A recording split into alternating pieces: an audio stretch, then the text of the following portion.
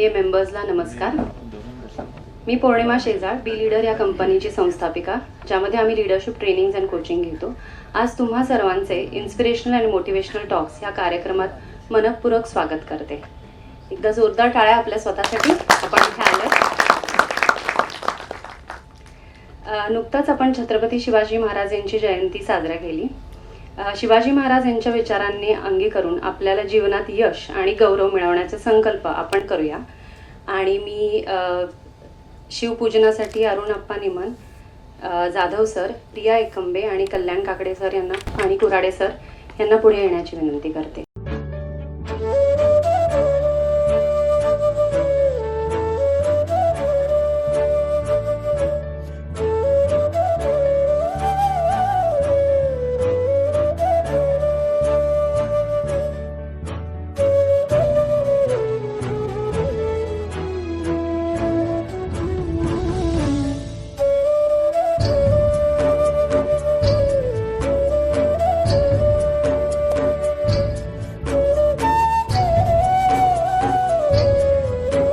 नमस्कार मित्रांनो.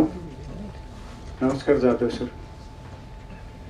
आज आपण तिसरे पुष्प गुंफत आहोत. आज आपल्याला व्यायाम प्लस बिझनेस कसा करायचा आणि कसं फिट राहायचं, काय काय गोष्टी करायच्या याची थोडक्यात माझी प्रश्नोत्तराद्वारे आपले जाधव सर आपल्याला माहिती देतील. वयाच्या 60व्या वर्षानंतर त्यांनी सुरू केलेला हा जो उद्योग आहे तो इतका जोरात चालू आहे की आपण कल्पनाही करू शकत नाही. ते त्यांच्या तोंडून तुम्ही ऐका. एवढंच बोलून मी थांबतो. जय हिंद, जय महाराष्ट्र. मी रेश्मा थोपटे मॅडमला सरांचं इंट्रोडक्शन आणि पुढच्या कार्यक्रमासाठी बोलवते. Good evening. श्री दशरथ दिनकर जाधव एक प्रसन्न, उमदे, बहुआयामी व्यक्तिमत्व.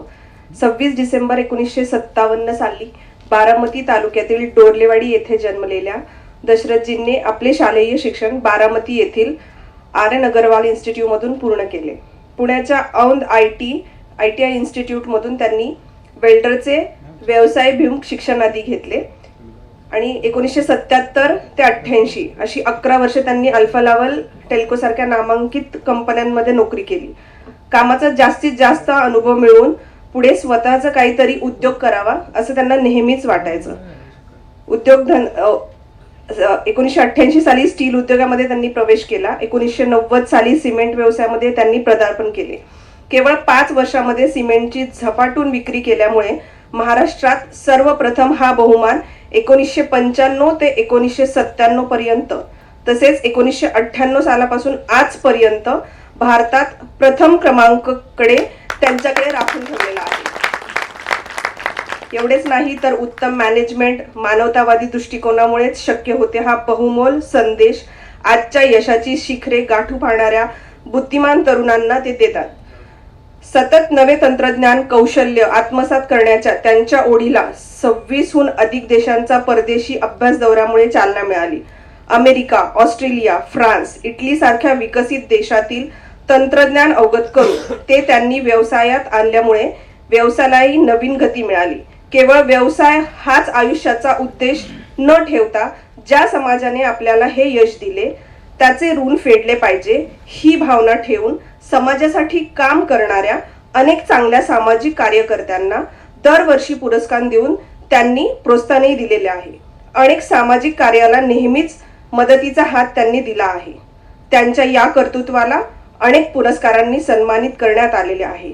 श्रीमंत योगी पुरस्कार, लोककल्याण पुरस्कार, पुणे श्री पुरस्कार, पुणे शाण पुस्तकासारखे अनेक पुरस्कार त्यांना प्रदान करण्यात आलेले आहेत.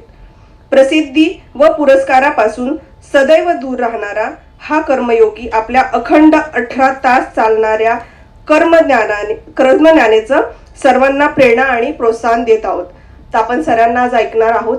त्यांची व्यावसायिक आणि ते जे हेल्थ फ्रीक आहेत, फिटनेस फ्रीक आहेत, त्यांच्याबद्दल आपण एकदम डिटेलमध्ये आता जाणून घेऊयात. सरांशी मी आता प्रश्नोत्तराचं सेशन सुरू करते. सर, तुमच्या सुरुवातीच्या बालपणीच्या आयुष्याबद्दल आम्हाला थोडंसं सांगा सर. माझा जन्म डोरलेवाडी तालुका बारामती इथं झाला. शिक्षण माझं 7वी पर्यंत डोरलेवाडी येथेच झालेलं आहे. जिल्हा परिषदेच्या शाळेमध्ये मी 7वी पर्यंत शिकलेलो आहे. आणि त्याच वेळेस मी स्पोर्ट्स हा विषय, कारण मला जे शिक्षण सरोदे गुरुजी म्हणून मला शिक्षक होते, ते शिक्षकांनी उंच उडी किंवा लांब उडी असे फार लहानपणी गोष्टी शिकवल्या होत्या. त्यानंतर मी आर्यन अग्रवाल टेक्निकल हायस्कूलमध्ये जॉईन झालो 8वी नंतर. ह्या गोष्टी करताना सायकल हा प्रकार बारामती डोरलेवडी बारामती हा सायकलचाच प्रकार होता. त्यामुळे रस्ते 1972-73ला रस्त्याची परिस्थिती तशी अवघड होती, पण त्यातून सायकलवर जाऊन एक 8-9 किलोमीटरला शिक्षणाला जायचो, असं परिस्थिती होती. सर, तुम्ही व्यवसाय करत म्हणजे तुम्ही पहिल्यांदा नोकरी केली असं आपण तुमच्या इंट्रोडक्शनमध्ये ऐकलं की तुम्ही टेल्को सारख्या कंपनीमध्ये वेल्डर म्हणून काम केलं, अल्फा लेवलला तुम्ही काम केलेलं आहात.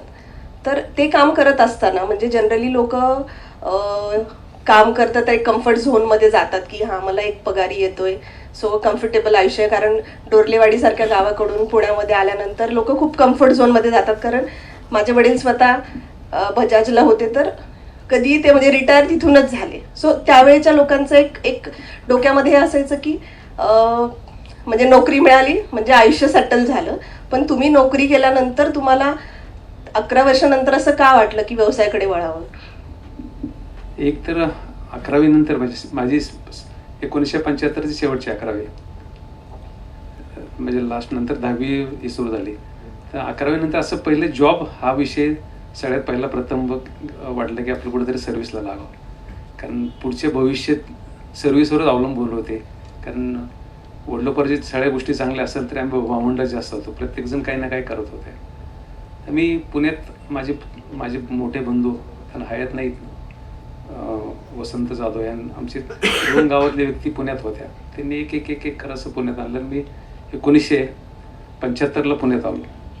1975ला आल्यानंतर करायचं काय म्हणून ड्रॉपसॉमचा कोर्स केला पहिल्या वर्षी. तर ती कोहिनूर टेक्निकल स्कूलमध्ये मी शिकलो 1 वर्ष, परंतु ते प्रायव्हेट असल्यामुळं जॉब करण्यापेक्षा मी लगेच औंध ITI जॉईन केली. औंध ITIला इंटरव्ह्यू झाल्यानंतर मला 1976ला जेव्हा जॉब मिळाला, ॲडमिशन मिळालं, तर मी सुरुवातीपासूनच एक ITIमध्ये मी माझं, कारण मी 4 वर्ष टेक्निकल हायस्कूल असल्यामुळे माझं ITIमध्ये पोलीस लाईनची मी रॅकची कामं चालू केली. शेजारीच पोलीस लाईन होत्या, तर पोलीस लाईनची जेवढी कामं असायची ते आम्ही औंध ITIमध्ये घ्यायचो आणि त्यांना काम करून द्यायचो. त्यामुळे आपल्याला सर्व्हिसला झाल्यानंतर माझ्या वाटते माझ्या ITI कम्प्लीट व्हायच्या अगोदरच मला 3 ठिकाणी जॉब मिळाले. मला तो किर्लोस्कर आणि अल्फा लावल आणि PWD 3 ठिकाणी मिळाले. पण मी अल्फा लावल जॉईन केली कारण थोडं एक वेल्डिंगची पुढली टेक्नॉलॉजी तिथे शिकायला मिळाली मला. CO2 वेल्डिंग वगैरे, कदाचित आता फारच वेल्डिंग पुढे गेलं, पण त्या टायमाला शिकाय मिळणं ही सुद्धा महत्त्वाची गोष्ट होती.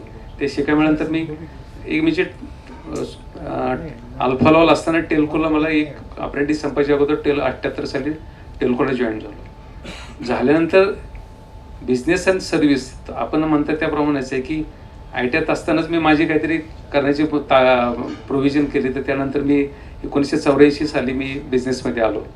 आता 41 वर्षाला व्यवसायाला मला, परंतु सर्व्हिस अँड बिझनेस हे मी 4 वर्ष बरोबर केली. त्या काळात मी 24 तासात 20 तास 21 तास काम करायचो. हे कोणाला सांगितलं तर कोणाला करायचं.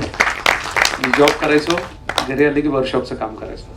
अशा ह्या गोष्टी केल्या. आणि पहिला चॅलेंजिंग जॉब मिळाला मला अरोरा टॉवरचा. अरोरांच्या बंगल्याचं त्या टायमाला काम मिळालं. 1984-85 गोष्ट असेल. आणि 25 स्क्वेअर बारमध्ये एक चॅलेंजिंग आला मला पहिल्या स्टार्टलाच. बिझनेस चालू केला कोल्ड बारमध्ये 25 बारमध्ये ग्रिलचे रेलिंगचे जॉब मिळाले. ते करायचे कसे म्हणून हा प्रयत्न केला.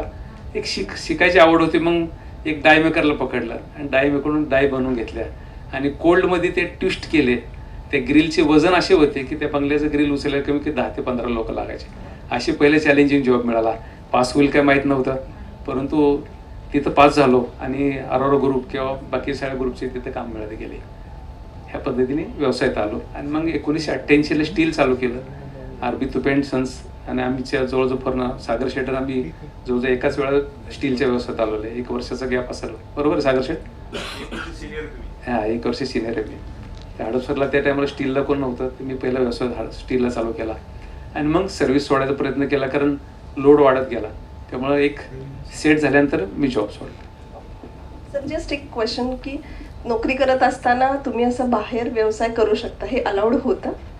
नाही प्रायव्हेटला काहीच नाही, त्यांच्या Okay. टायमिंगमध्ये जॉब होता. Okay. आणि बरेच ती काही माझा गव्हर्नमेंट जॉब नव्हता. ओके ओके टेल्कोमध्ये असल्यामुळे त्यांचा काही तसा विषय नव्हता. ओके. सर तुम्ही हा व्यवसाय करत असताना म्हणजे या उंचीवर जो व्यवसाय तुमचा पोहोचला आहे तर इनिशियल स्टेजमध्ये तुम्हाला काय काय चॅलेंजेस आले? आज तसे तुम्ही 41 वर्षाचे चॅलेंज त्याच्यापेक्षा आज 41 वर्ष त्याच्यापेक्षा 100 पटीने चॅलेंज वाढलंय. हे जर सांगितलं कोणाला तर खरं वाटणार नाही. त्यामुळे माणुसकी हा प्रकार प्रचंड चांगला होते. लोकांना आपण डोळे झाकून जर कोणाला माल दिला तर त्यांचा विश्वास होता. ती परिस्थिती आज राहिलेली नाही आहे. मग तुम्ही 41 वर्षापूर्वी जर चॅलेंज होतं त्याच्यापेक्षा कितीतरी पटीनं आज चॅलेंज आहे, ही मी नक्कीच सांगू शकतो. प्रत्येक व्यवसाय हित आहेत, परंतु ह्या प्रत्येक व्यवसायाला सांगतो जी स्टार्ट केलं आणि त्याच्यापेक्षा आज चॅलेंजिंग जबरदस्त आहे. तुम्ही व्यवसायाला भांडवल कसं उभं केलं सर? मला जनसेवा बँकेने 1988 ला 1,25,000 लोन दिलं होतं. आजही त्या बँकेला मी विसरलो नाही. भरपूर बँका माझ्याकडे आल्या, आजही आहेत बँका भरपूर, परंतु आज किती टर्न ह्याच्यापेक्षा त्या टायमाला ते 1,25,000 माझ्यासाठी फार मोठे. आणि त्यात माझे CEO आहेत, म्हणजे माझे ते रिटायर झाल्यानंतर मी त्यांना सोडलं नाही. त्याच व्यक्तीने मला आज 1.25 लाखाचं लोन दिलं आणि त्याच्यावर मी स्टील व्यवसाय चालू केला. व्यवसाय असा गेला की स्टीलमध्ये भांडवल प्रचंड लागायचं. तर तेच 1.25 लाख घेतले आणि माझे काय पैसे घेऊन मिलमध्ये गेलो. अगरवाल म्हणून एक मिल होती नगर रोडला. त्यांना मला माझी ताकद पहिलीच गाडी घ्यायची एवढीच ताकद आहे, ह्याच्यानंतर अर्धी गाडी घ्यायची ताकद आहे. तुम्हाला शक्य असेल माझा व्यवहार एकच हे राहील की मी उधार घेणार नाही आहे, तेवढी ताकद आहे. त्या माणसाने 2-2, 3-3 तास मिलमध्ये जाऊन बसायचो. मिलचा माल तयार झाला की टेम्पोत भरायचो, निघून यायचं.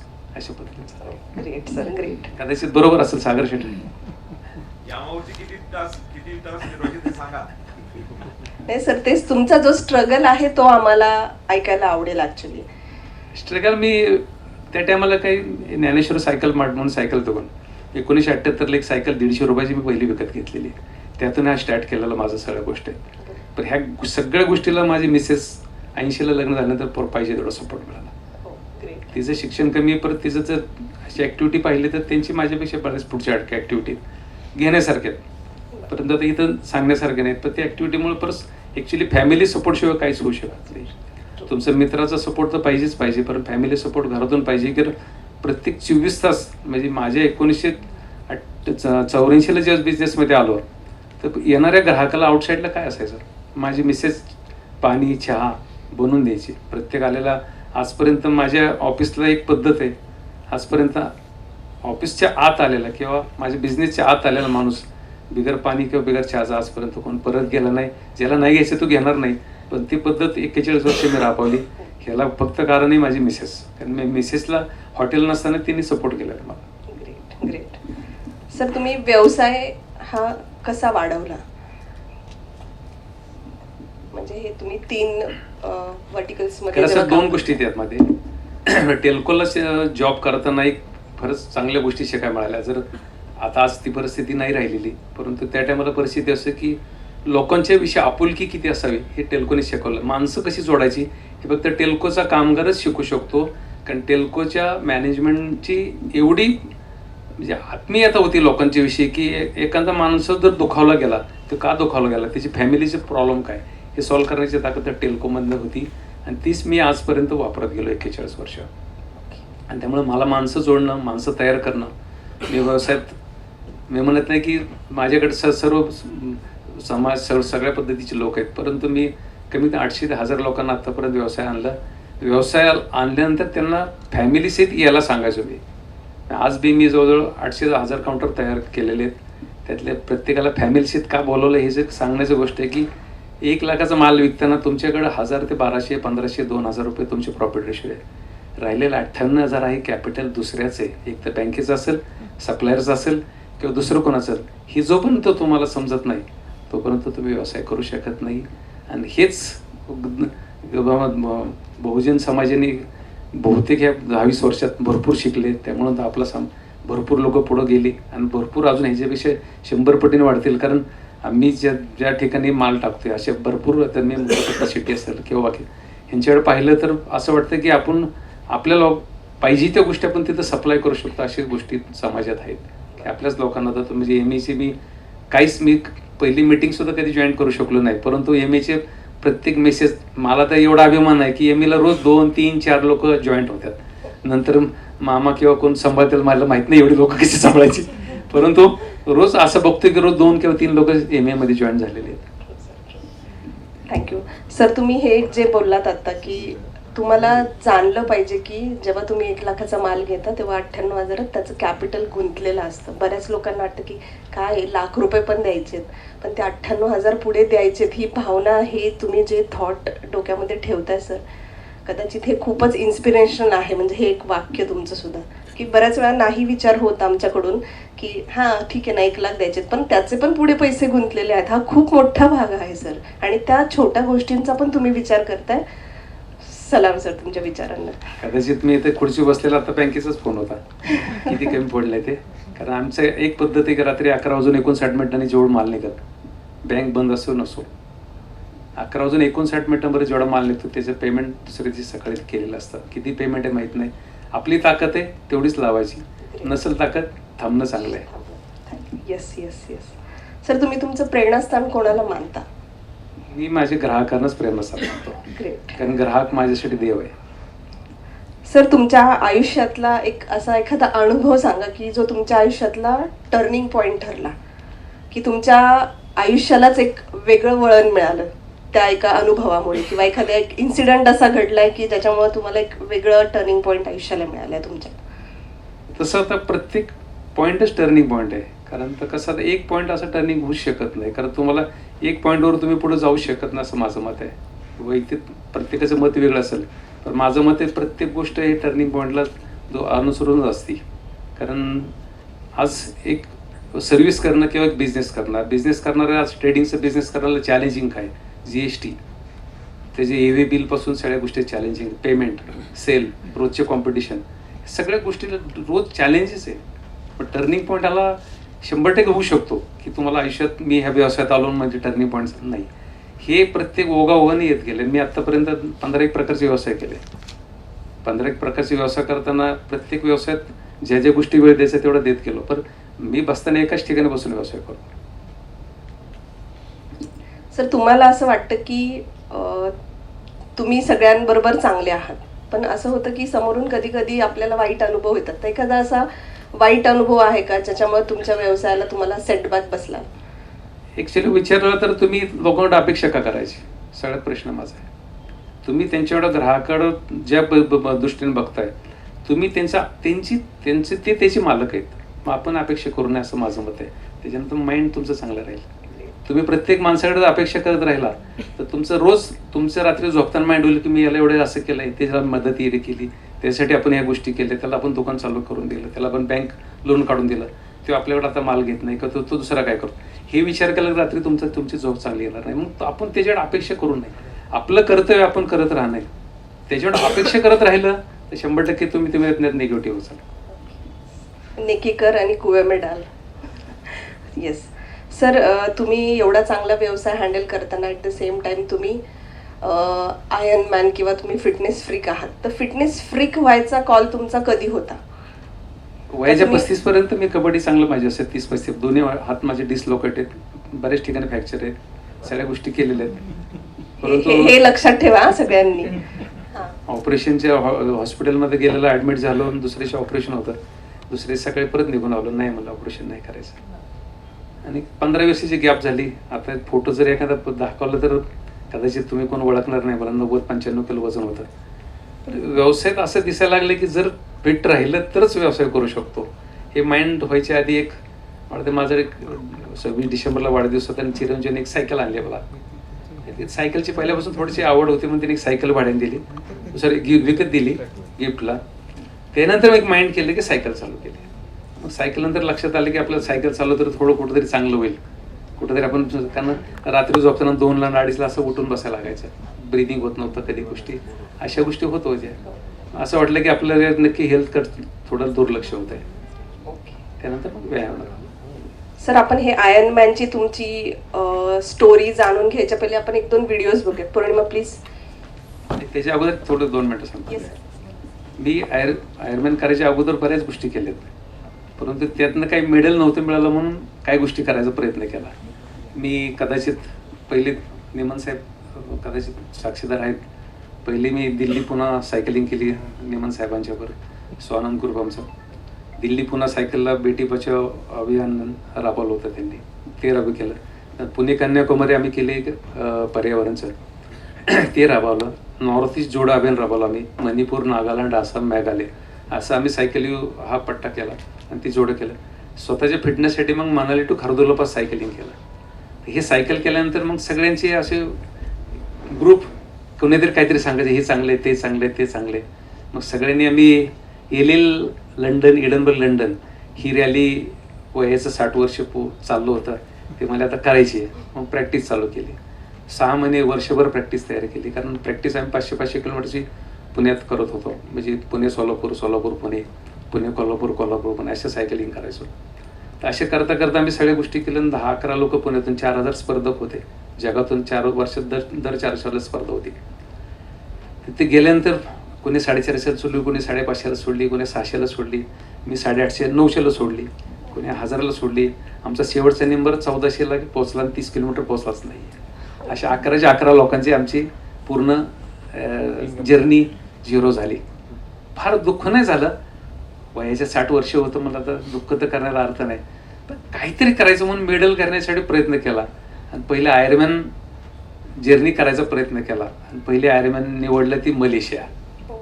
मलेशिया निवडल्यानंतर काहीच माहीत नाही, समुद्रात कधी पावलो नाही, 35 डिग्रीला कधी सायकल चालवली नाही, 37 डिग्रीला कधी पळालो नाही, कारण आयुष्यात सगळी गोष्ट पहाटेच करतो. तर ह्या सगळ्या गोष्टी करताना कसं तरी एक गोष्ट सांगितली ना, पहिलं मेडल मिळालं इंडियाच्या बाहेर. पहिलं मेडलमध्ये आयुष्यात परत काही करायचं नाही. आणि तिथून आयुष्यात परत करायची इच्छाच नाही राहिली. दर 2 किलोमीटर बर्फाचं पाणी अंगावर टाकायचं, पुढं पळायचा प्रयत्न केला. कसं ते करून 55 मिनिटं अगोदर, 35 मिनिटं अगोदर माझी रेस पूर्ण झाली. आणि मग एअरपोर्टला गेल्यानंतर माझे कोच आहेत आता कौस्तुभ राडकर सर, ज्यांच्या अंडर मी आत्ता आयर्नमॅन, अल्ट्रामॅन किंवा हे सगळ्या गोष्टी करतो. तर त्या गोष्टी केल्यानंतर ही जर्नी पुढं चालत राहिली. आता तुम्हाला व्हिडिओ, ॲक्च्युली हा माझा रोज सकाळी जर्नी माझी 3ला चालू होती सकाळी. सरांनी स्वतःसाठी मी 4 ते 5 तास दिलेले असतात. स्वतः मी सगळ्या गोष्टी करून सरांना 8:15 निघतो. 8:30ला माझं ऑफिस स्टार्ट होतं. स्टाफ आणि मी 99% एकाच टायमाला यायचा प्रयत्न करतो. असे 364 दिवस माझं ऑफिस चालतं. जर्नीमध्ये काही बरेच लोक सपोर्ट करतात. माझे मंगेश रावळेकर म्हणून कोच आहेत, ते माझे ट्रेनिंग घेतात. आमच्या फॅमिलीचं पूर्ण ट्रेनिंग घेतात. त्यात एक 2-3 व्हिडिओ फक्त दाखवतो हे स्ट्रेन ट्रेनिंगचे कसे असते ते. एकदा तेच म्हटलं, आयर्नमॅन काय आहे, त्याचे रूल्स काय असतात आणि ती जर्नी किती डिफिकल्ट असते हे तुम्ही थोडंसं सांगा, म्हणजे त्यांना हे बघताना पण थोडीशी मजा येईल. तुम्ही करू शकता, तुमच्या फॅमिलीमध्ये सगळे नंबर करू शकता. माझा नंबर सगळ्यांनी घ्यावा, कारण ज्यांना कोणाला स्पोर्ट्सला यायचे, स्पोर्ट्स करायचं आहे, त्या सगळ्यांना माहिती देतो. हाफ आयर्नमॅन, फुल आयर्नमॅन, अल्ट्रामॅन ही 3 प्रकार आयर्नमॅनचे आहेत. LEL ही वेगळा प्रकार आहे. LEL म्हणजे लंडन, एडनबर्ग लंडन ही जगातली टॉप मोस्ट रॅली आहे. 17,000 मीटर ह्याला इलिव्हेशन आहे. 1540 किलोमीटरची ही रॅली. 128 तास 20 मिनिटं नॉनस्टॉप सायकलिंग करायला लागते याला. ही 124 तास आणि 55 मिनिटात मी कंप्लीट केली. त्यामध्ये 4 ही सांगायचं तर मी 60 वर्ष सोडली, 65 वर्ष पूर्ण केली. त्याचं मेडल आहे, ते मेडल दिसताना लहान आहे, पण त्याची किंमत फारच मोठी आहे. कारण 128 तास सायकलवर बसणं किंवा चालणं, झोपणं हे शक्य नाही. ज्या गोष्टी होत्या त्या करत राहिलो, अशा गोष्टी केल्यात.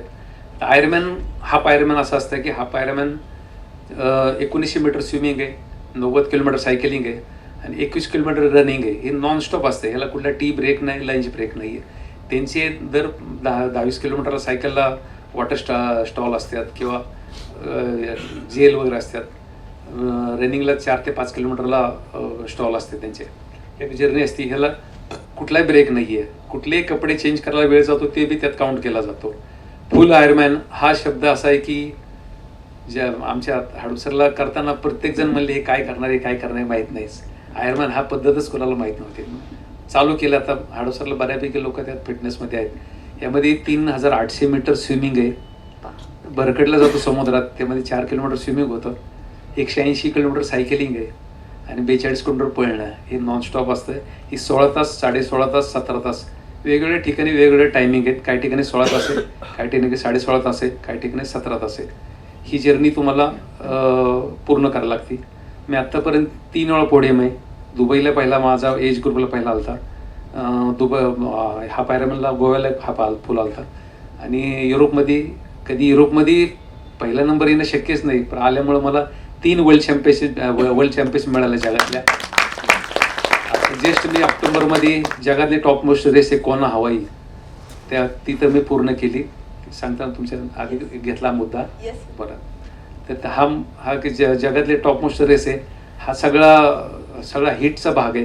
ह्यामध्ये 35-37 डिग्री टेम्परेचरमध्ये करावं लागतं, समुद्रामध्ये पाहून आहे. ही 17 तासाची रेस आहे.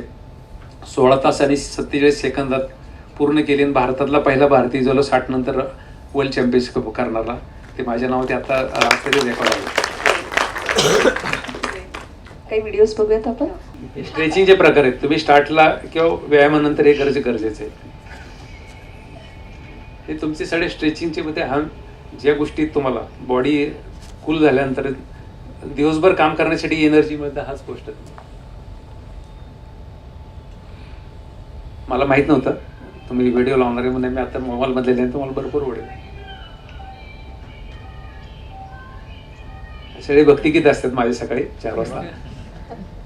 किती वाजता चालू करता तुम्ही हे? मी 3ला उठून 3:50ला माझं स्टार्ट होतं. बापरे. आठवड्यात 4 दिवस आणि आठवड्यात 3 दिवस लेट आहे.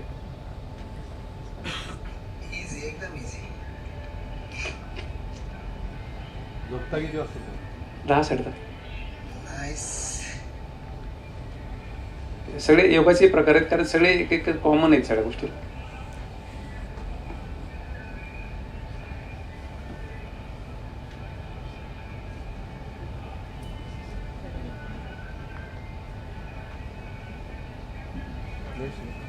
नेक्स्ट एक 10 आता मोबाईल मध्ये दिलेत.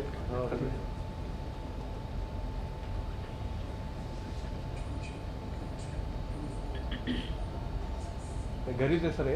ह्या सगळ्या घरीच आहेत. स्वतः तोही वेळ वाचतो.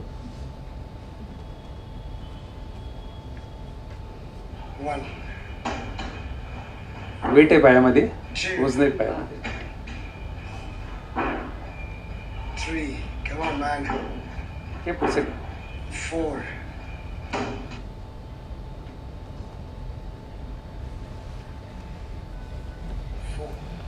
5, 6, 7. हे पुढचं.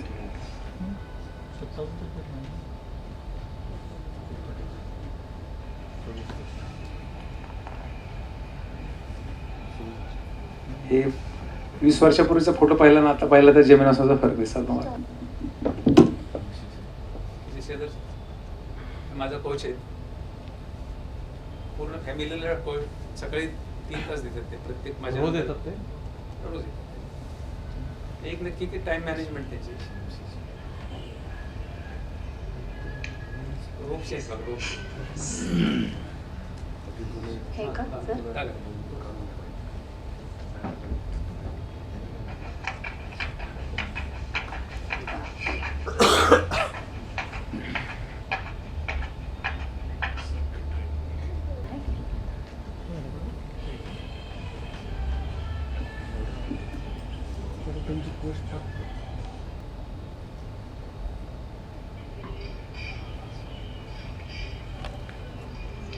किती वर्षापूर्वी सर? आता चालू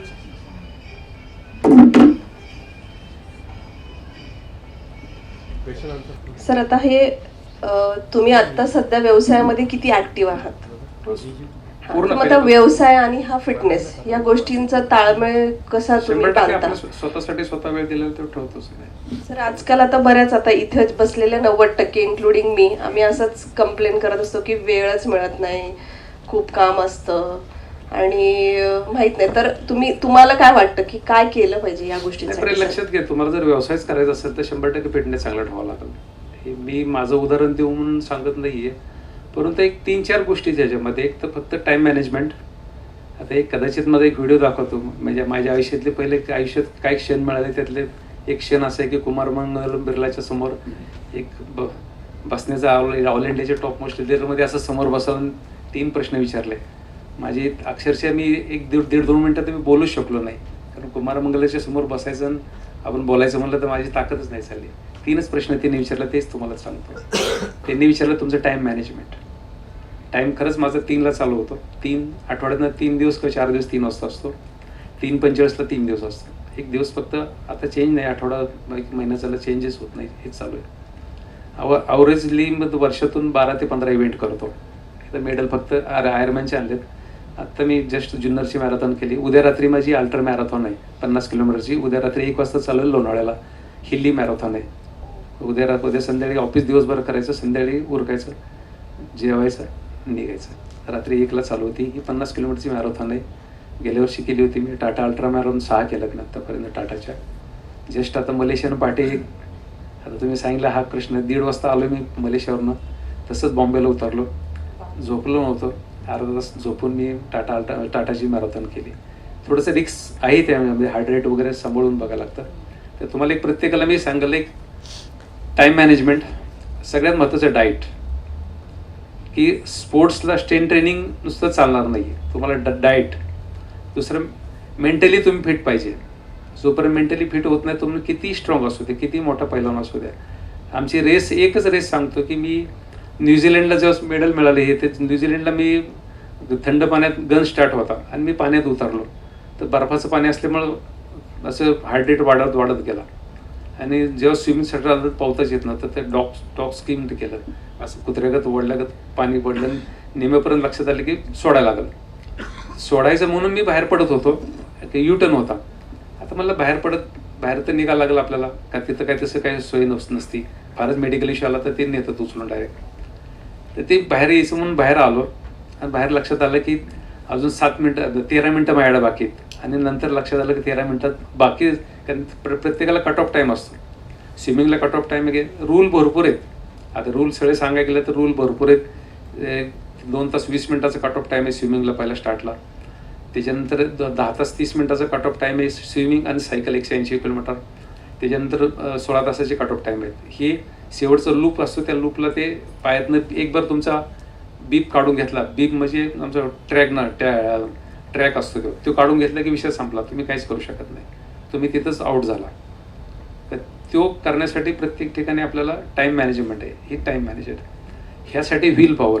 व्हील पॉवरच फक्त मी न्यूझीलंडची स्पर्धा नाही, तुम्हाला एक अल्ट्रामॅनचा किस्सा सांगाल शेवटी, तर ते तर तुम्हाला आवडलं तर तुम्हाला सांगतो मी. असं व्हील पॉवरच सगळ्या गोष्टीत. तिसरं म्हणजे रोजचं तुम्ही काय करता. आता माझ्या शेजारी संदीप सर असेच बसलेत, जाधव सर बसलेत शेजारी. ते एक दिवस ऑफिसमध्ये येत होते, तर मी दरवाजा असं म्हणलं, फक्त मी उद्या सुताराला बोलावतो म्हणलं, मी फक्त मला दरवाजा चेंज करून घ्यावा लागेल, एवढंच फक्त शब्द बोललो. आज कमी कमी 10 किलोचा फरक आहे. म्हणजे कदाचित एवढा एक शब्द त्यांना कसा लागला मला माहीत नाही, पण त्या शब्दाचा एक अर्थ त्यांनी सांगितला की त्या शब्दाला 10 किलोचा फरक पडला. ह्याच्यामध्ये काय आहे, तुम्हाला मी आज ओपन सांगतो, मला काय आजार होणार नाही असं काहीच नाही. मी माणूस आहे शेवटी, उद्या मला काय होईल मी सांगू शकत नाही. तर गेली अनेक वर्षे थंडी, ताप, खोकला किंवा बाकी सर्दीत आमच्याकडे स्विमिंग केलं की थोडासा होती हा प्रश्न आहे.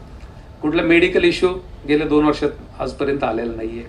कधी मी बेडवर झोपलेलं नाही. 364 दिवस मी पुण्यातून ऑफिसला नाही असं एकही दिवस नाही आहे. म्हणजे कदाचित सांगणं गरजेचं आहे की फिट राहण्यासाठी तुम्हाला डाईट महत्त्वाचं आहे, कारण चुकीचं खाणं माझ्याच्याने होत नाही आहे. त्याला मला डायटिशियन 7 वर्ष झालं मी डायटिशियनचं, आणि मी जवळजवळ 150-200 लोक आत्तापर्यंत डायटिशियन नेले. तुमच्या MAचे बरेच मेंबर मी तिथे नेलेले आहेत. हे कशासाठी, की आपण रात्री 10ला आणि 11ला काय खातो, त्याचा परिणाम काय होईल, हे खरंच गरजेचं आहे.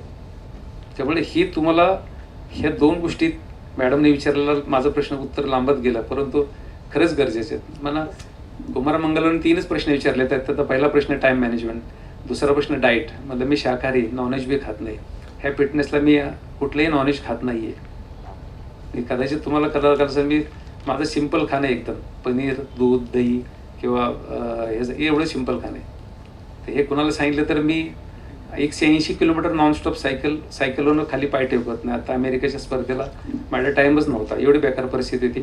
कारण स्विमिंग समुद्रामध्ये होता 180 किलोमीटरला, अशी परिस्थिती होती. आता वर्ल्ड चॅम्पियनशिप केली की जर मी सायकल उतरलो, जर क्रॅम्प बीम आला तर काही होऊ शकतं. तर मग त्यामुळे खाली न उतरणं यासाठी 7 तास 45 मिनटं खाली पाय टेकवलं नाही असं मी माणूस आहे. म्हणजे हे गोष्ट कुणाला सांगितलं तर कुणालाच खरं वाटत नाही. फक्त व्हील पॉवर, माइंड, ह्याच्यापेक्षा काहीच नाही आहे.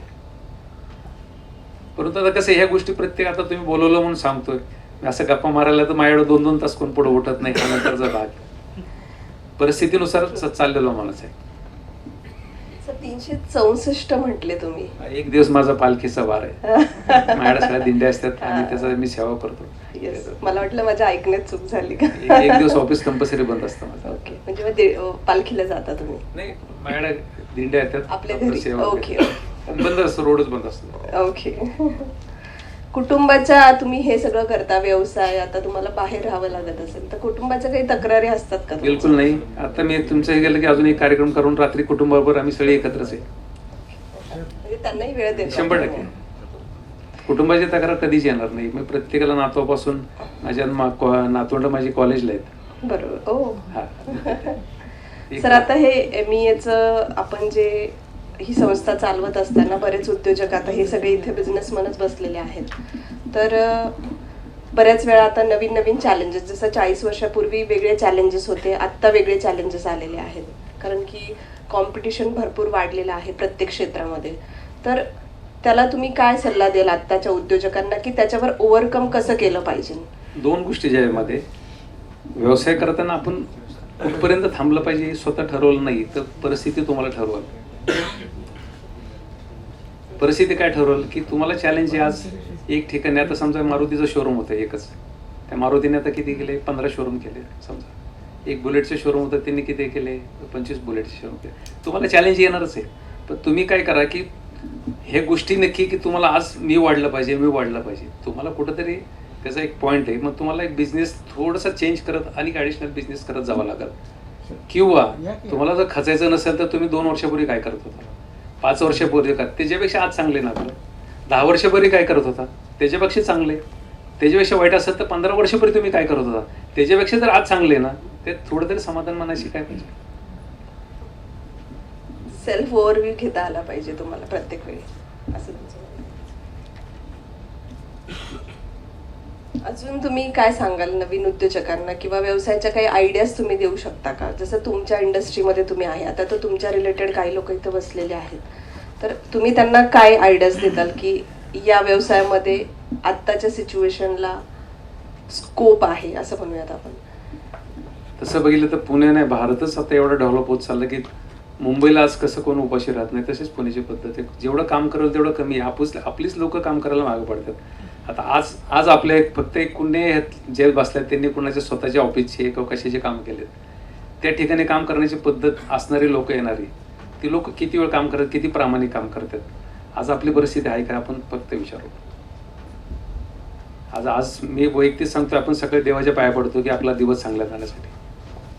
आपण ज्या देवाच्या पाया पडल्यानंतर आपल्याला वाटतं आपला दिवस चांगला जावा की आपल्याला चांगल्या गोष्टी मिळाव्या, पण ज्या ग्राहकाचे जेव्हा आपण धंदा करतोय त्याला आपण देव मानलंच पाहिजे. तोच तुम्हाला काही ना काही देतो.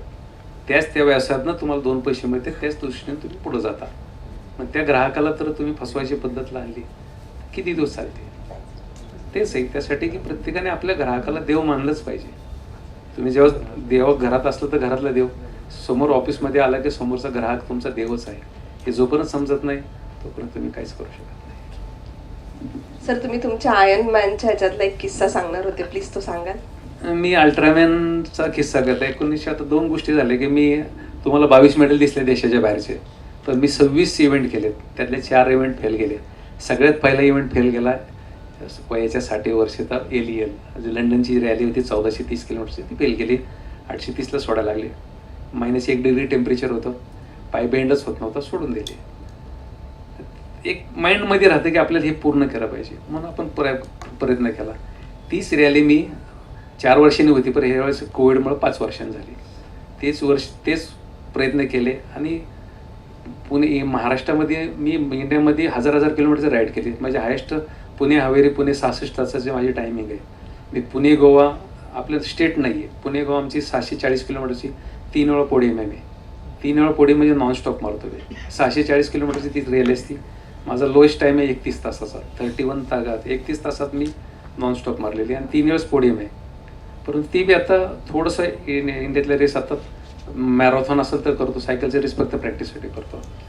तर ही जी रॅली केली, तसंच आयर्नमॅनचं केलं तर वयाच्या 65 वर्षे फार इच्छा झाली अल्ट्रामॅन करायची. अल्ट्रामॅन काय असतं हे सांगितलं तर खरं वाटणार नाही की आपण सगळंच केलं तर मग अल्ट्रामॅन का करू नये.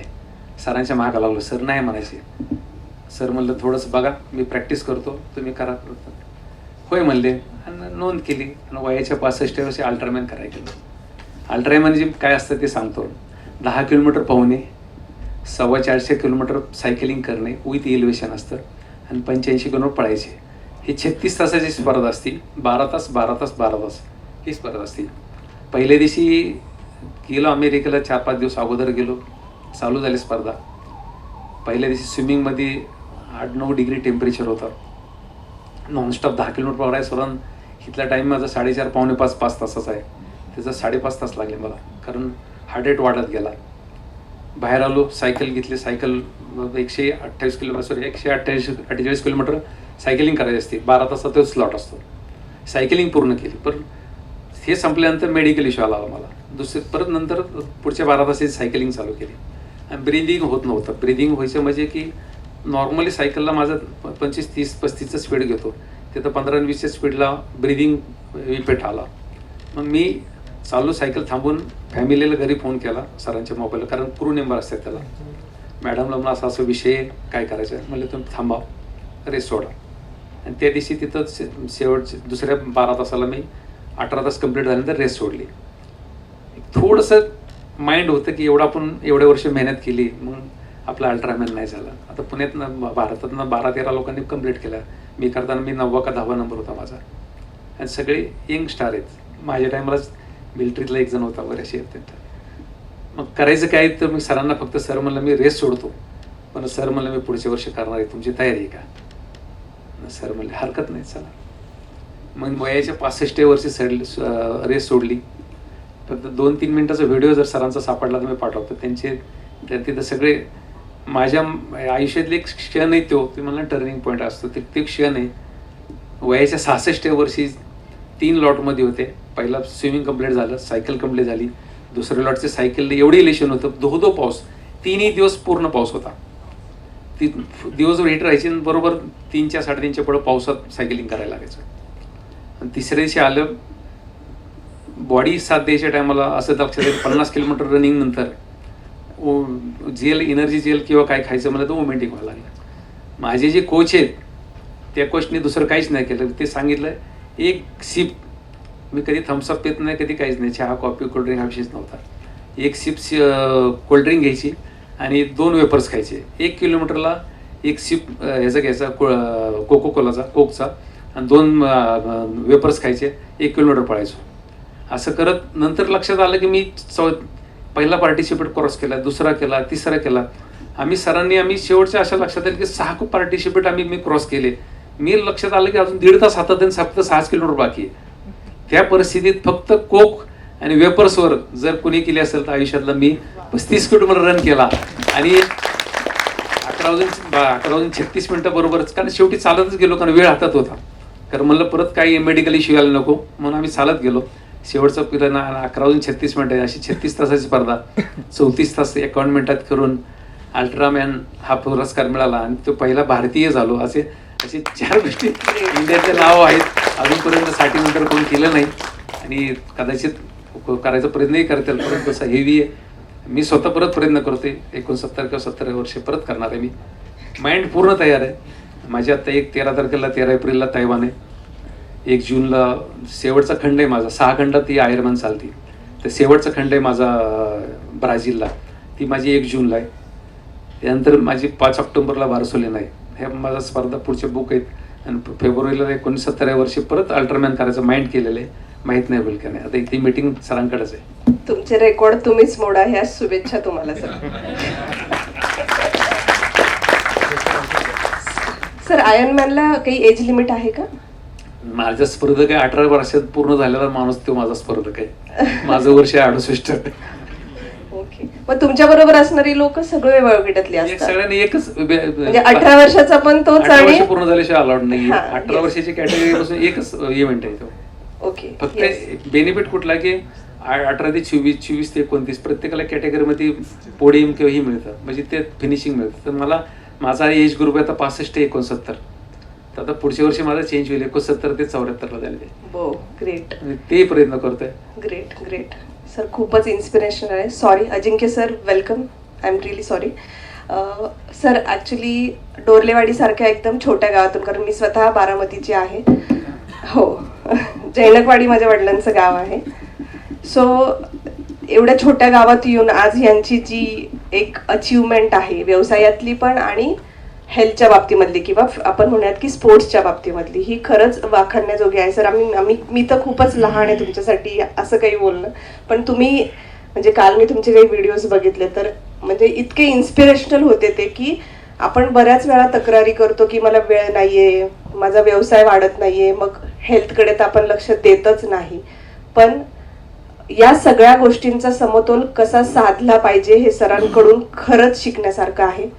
आणि आपण MEAला हे जे काही कार्यक्रम घेतोय, आप्पा त्याच्यासाठी जे काही एक्स्ट्रा एफर्ट्स घेत आहेत, आपल्या बरोबरचे जे MEAचे मेंबर्स आहेत, मी सगळ्यांना विनंती करेल की प्रत्येकाने कम्युनिकेट करा की तुम्ही इथं आल्यानंतर तुम्ही काय घेऊन जाता.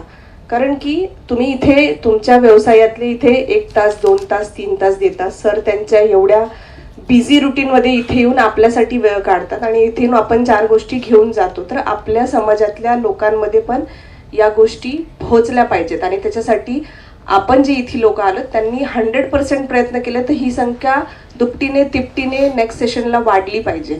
हे प्रत्येकाने लक्षात घ्या. ही लोक खरंच त्यांचा खूप बहुमूल्य वेळ आपल्याला देतात. या लोकांपर्यंत मी बघितलं की सरांशी कम्युनिकेट करत, सरांचा मोबाईल मिळणं पण किती अवघड आहे आणि आज आप्पांच्या थ्रू आपल्याला इतकं इझिली आपण या मोठ्या लोकांपर्यंत पोहोचतोय, या लेवलला येऊन आपण त्यांच्याशी बोलतोय, पर्सनल लेवलला चर्चा करतोय. ही खूप मोठी MEAची अचिव्हमेंट आहे असं मी म्हणेल.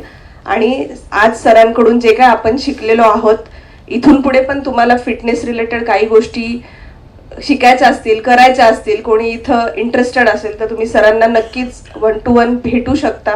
आणि हे फक्त पॉसिबल आहे MEAमुळे, आप्पांमुळे, की आप्पा आपल्याला एवढं जवळ आणतायत सगळ्यांना. खरंच इम्पॉसिबल आहे या गोष्टी, कारण की माझ्या मी MEA 3 वर्षापासून जॉईन केलं आणि त्याच्यानंतर त्याच्या आधीचं माझं आयुष्य आणि आत्तापर्यंतचं मी बघितलेलं इट्स खूप वेगळं आहे. हे आपण या लोकांपर्यंत खूप इझिली रीच होतोय. खरंच खूप अवघड आहेत या गोष्टी. तर मी प्रत्येकाला विनंती करेल की आपल्या बरोबरच्या लोकांना येताना अशा कार्यक्रमांना घेऊन या, 4 गोष्टी शिका.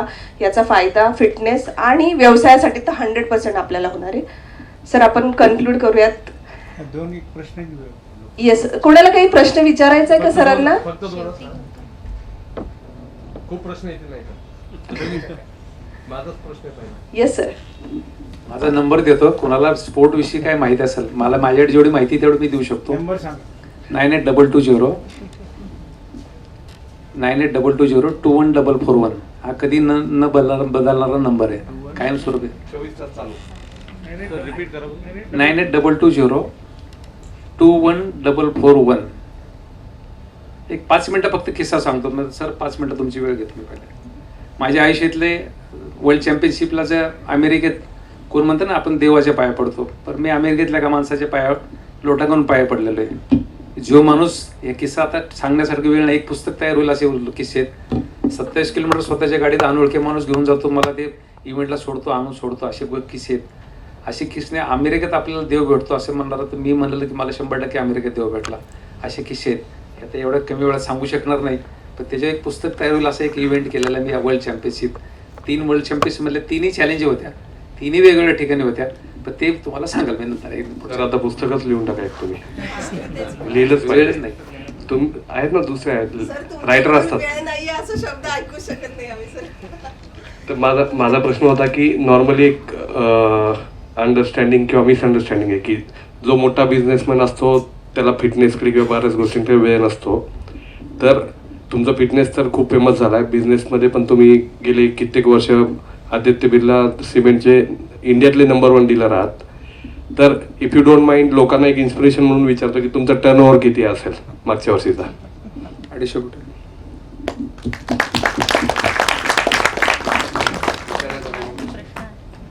रवीन विचार तिथूनच डायरेक्ट जोरात थोडं.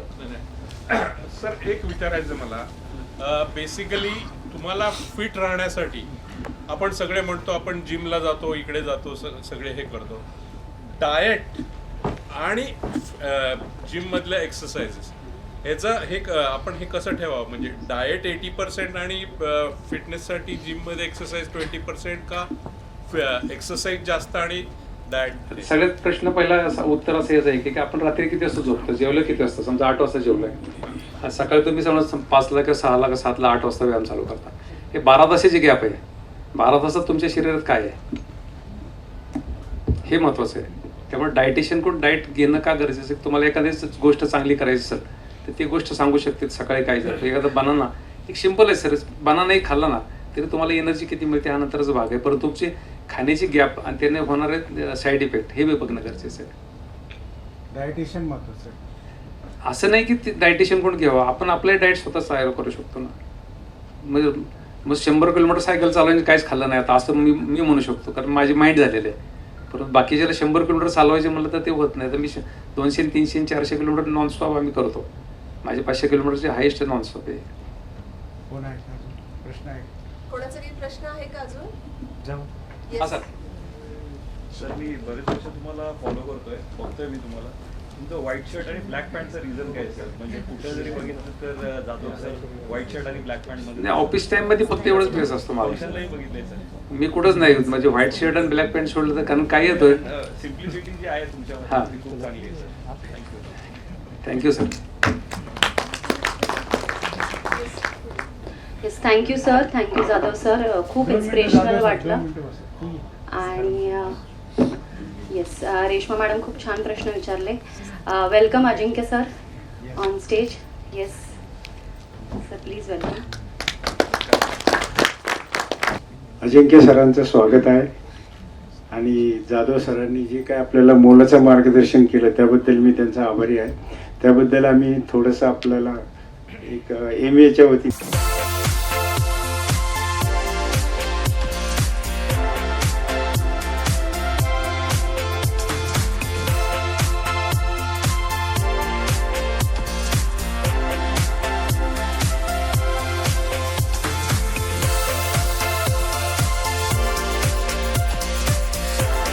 फक्त 2च मिनटं घेणार आहे. नेक्स्ट सॅटर्डे संडेला MAचं मोठं एक्झिबिशन आहे महालक्ष्मी लॉन्सला. तर त्याला आपण साधारण एक 3 ते 4 हजार लोक येतील असं आपण त्याची पब्लिसिटी पण करतोय. सगळ्या स्टॉल होल्डर्स, आपले स्टॉल्स सगळे संपलेले आहेत, तर सर्वांनी अवश्य या 1 आणि 2 मार्चला महालक्ष्मी लॉन्सला. आणि बरेचसे आपण VIP लोक आपण बोलवलेले आहेत. आणि आपले जे MA आयकॉन आपण जे MAच्या बाहेरच्या लोकांना देतो ते पण दुसऱ्या दिवशी संध्याकाळी MA अवॉर्ड्सच्या वेळेस आपण ते डिक्लेअर करणार आहोत. आणि त्याचबरोबर आपल्या एक्झिबिशनच्या स्टार्टसाठी योगेश मसे साहेब PCMCचे हे येणार आहेत. त्याचबरोबर अजूनही 1-2 लोकांबरोबर बोलणं चाललं आहे, ते कन्फर्म झालं की ग्रुपला येईल. आणि MA अवॉर्डसाठी KPIITचे रवी पंडित साहेब यांच्या हस्ते आपण MAचे अवॉर्ड्स डिक्लेअर करणार आहोत. 1 तारखेला संध्याकाळी एक म्युझिकल प्रोग्राम पण आहे. इन्स्ट्रुमेंटल म्हणजे बासरी आणि पियानो.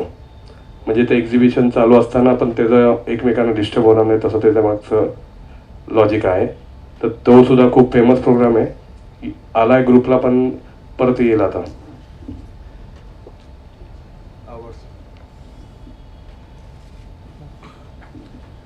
MA अवॉर्ड्स आपण दरवर्षी MA फॅमिली गेट टुगेदरच्या वेळेस घेतो.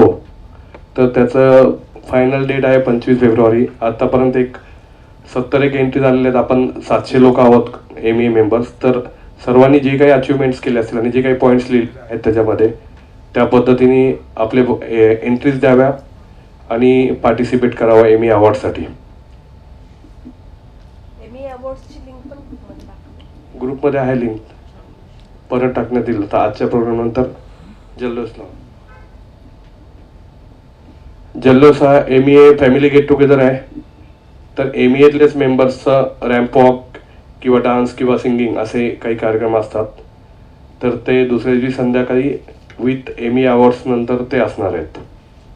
तर त्याच्यामध्येही सर्वांनी पार्टिसिपेट करा. त्यामध्ये आपण MA मेंबर सोडून त्यांचे रिलेटिव्स म्हणजे मुलगा किंवा अजून भाऊ बहीण यांनाही अलाउ करतो, तर त्याच्यामध्ये सर्वांनी पार्टिसिपेट करावं.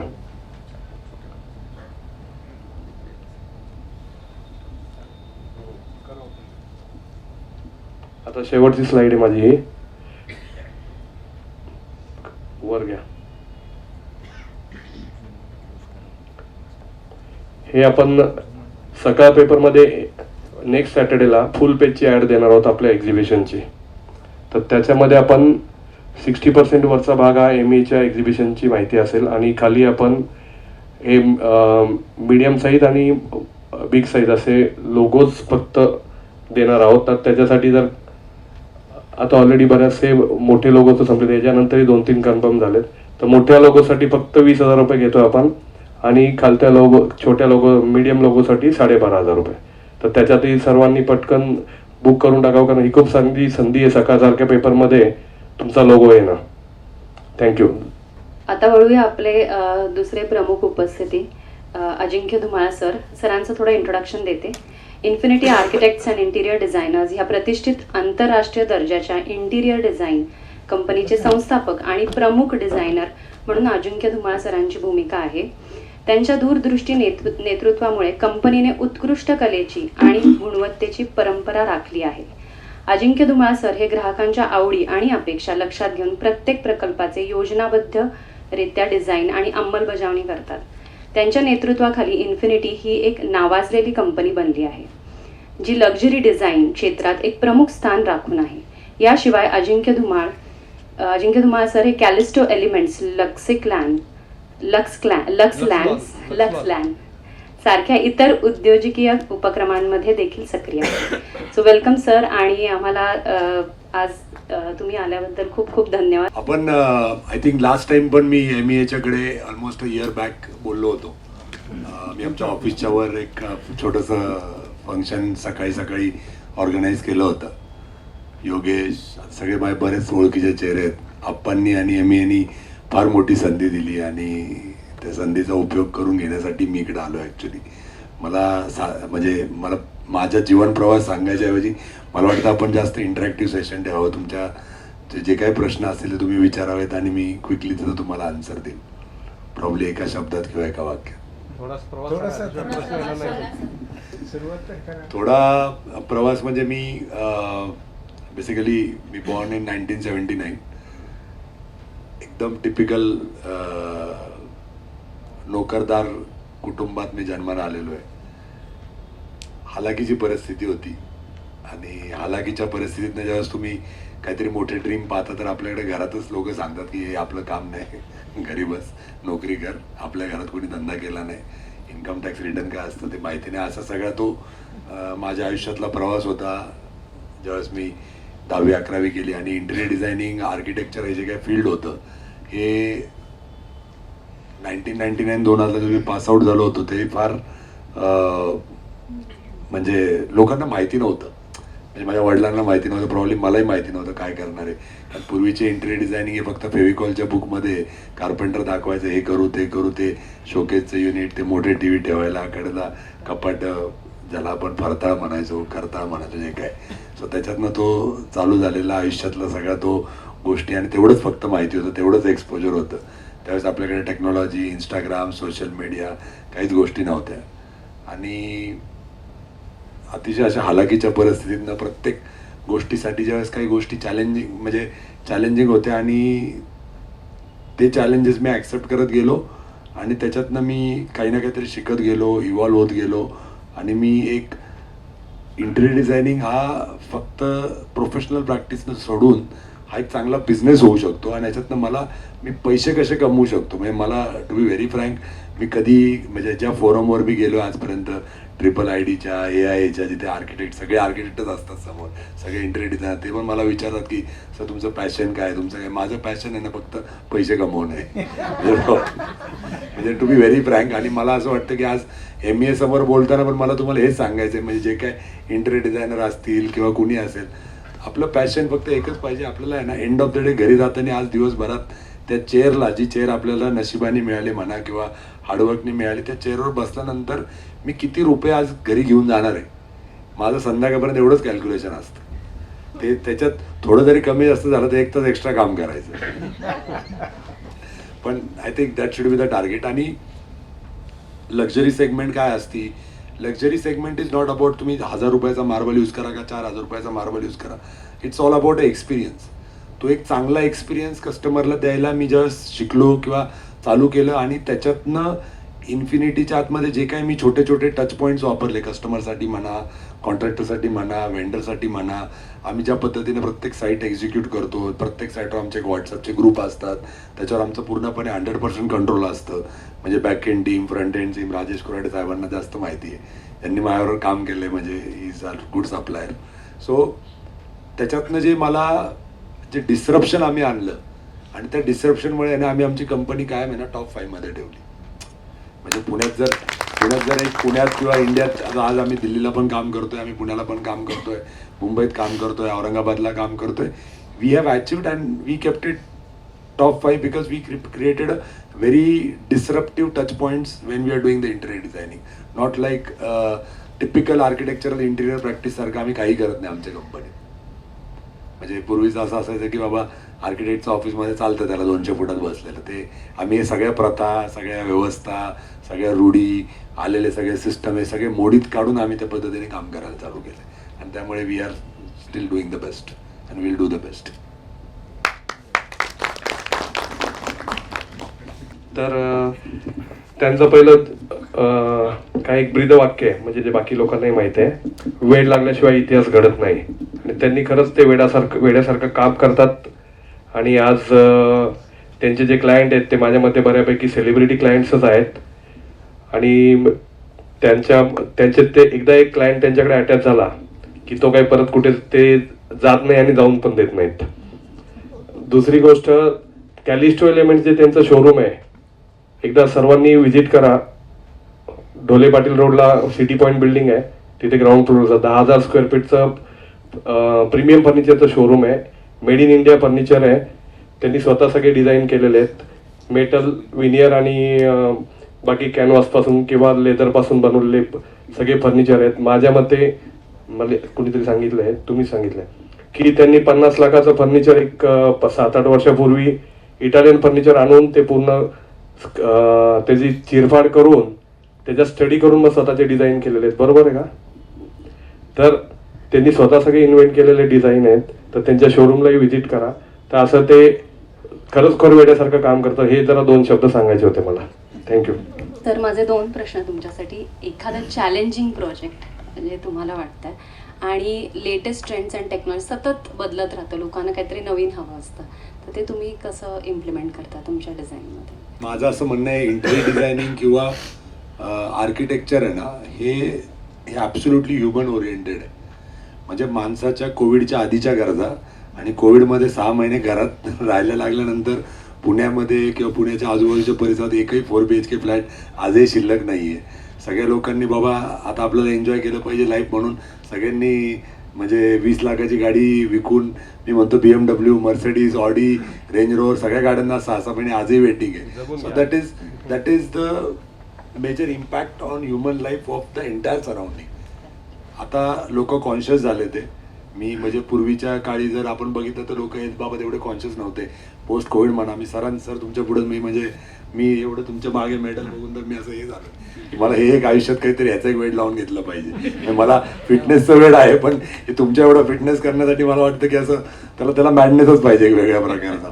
Hats off to you sir, really great.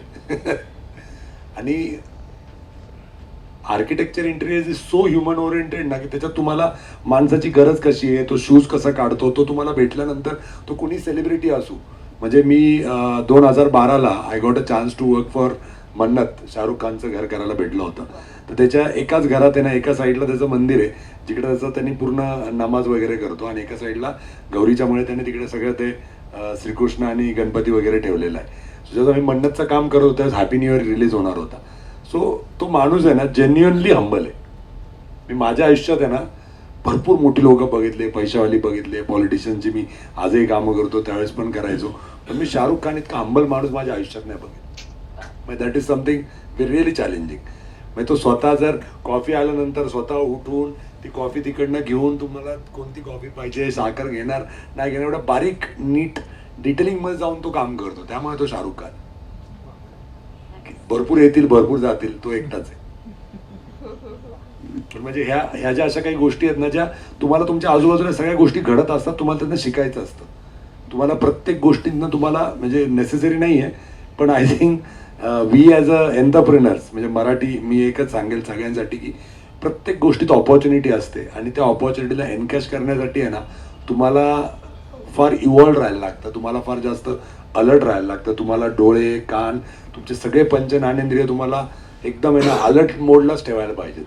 आणि जे सरांनी सांगितलं आय थिंक सरांसारखं जर इन्स्पिरेशन आपल्याकडे असेल आयर्न मॅन अल्ट्रामॅन हे ते, तर मला नाही वाटत की एकही माणूस आपल्या एम वायमध्ये ना 32च्या वरची पॅन्ट नाही घातली पाहिजे, त्यांनी सगळे 32च्या खाली राहायला पाहिजे. मस्त सर. आणि अजून एक प्रश्न, एखादं चॅलेंजिंग प्रोजेक्ट तुम्हाला आम्हाला सांगायला आवडेल.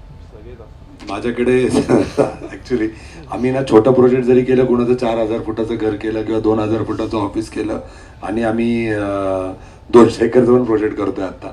आमच्यासाठी सगळे प्रोजेक्ट ना इक्वली चॅलेंजिंग असतात. सरांनी माझी फार चांगली गोष्ट सांगितली जी माझ्या ऑफिसमध्ये सगळ्या स्टाफच्या पुढे लिहिलेली आहे, customer is a king. Customer हा आमच्यासाठी किंग आहे.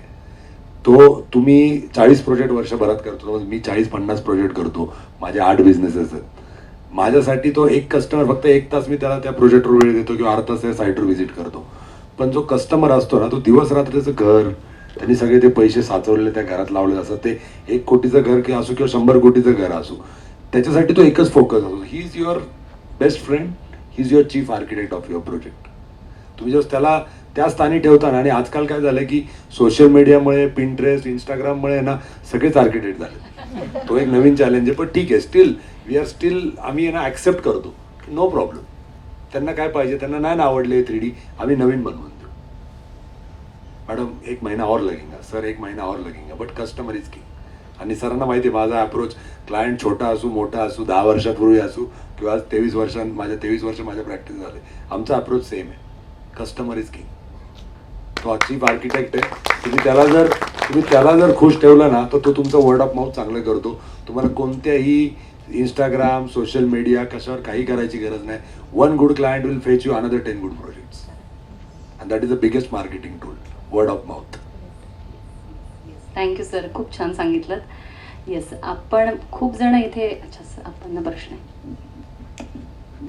नमस्कार सर. आता तुम्ही सांगितलं की वेगवेगळ्या प्रकारचे इंटेरियर डिझाईन करताय. तुम्ही मिनिमम साईज फ्लॅटची ऑफिसची किंवा बरं अमाऊंटमध्ये सांगा, कारण आमच्यासारख्याला विचार पडला की तुम्हाला अप्रोच व्हायचं की नाही.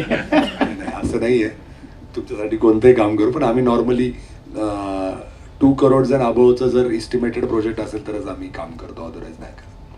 म्हणजे वी केप्ट 1 स्टँडर्ड, अदरवाईज ते म्हणजे मग बेड बकरी आणि घोडे गाढव ते सगळं एकसारखं होऊन जातं. ते for managing the kind of ecosystem आमच्या ऑफिसमध्ये जे आहे त्याला मॅनेज करायला मला त्याच्या खालचं प्रोजेक्ट नाही परवडत. तुमची फीज का प्रोजेक्ट कॉस्ट? नाही, ही फक्त प्रोजेक्ट कॉस्ट झाली, आमची फीज असते बऱ्यापैकी. सर आपण आता डिसाईड केलं का पहिल्यापासून तुमचं आहे? मी मॅडम 2002ला जेव्हा मी माझी स्वतःची प्रॅक्टिस चालू केली, तर 2007 मधनं माझ्या डोक्यात क्लिअर होतं की मला फक्त आणि फक्त लाईफस्टाईल सेगमेंटमध्येच काम करायचं आहे. मी जे माझे फर्निचरचे ब्रँड आणले, लक्स एलान म्हणून जे सांगितलं, एक डिजिटली इंटिग्रेटेड आम्ही लिव्ह स्पेस सारखी स्टार्टअप कंपनी लॉन्च केली, जे डीमार्टवाले राकेश झुंझुनवाला, आरिवेवाले यश केला, मधुसूदन केला, they are one of my venture capitalist in that company. So basically when you are bringing such kind of ideas on table ना, आपल्याकडे आजही 140 कोटीच्या भारताच्या लोकसंख्येत 3 ते 5% लोक टॅक्स भरतात. आणि ते 3% जे टॅक्स भरतात त्या 3%तले लोक आहेत ना, जे मला आजच्या तारखेला 100% माझा म्हणजे इंटेरियर आर्किटेक्चरचा बिझनेस म्हणा, फर्निचर बिझनेसला आम्हाला धंदा देतात. So we always played on the top line people those who spend money.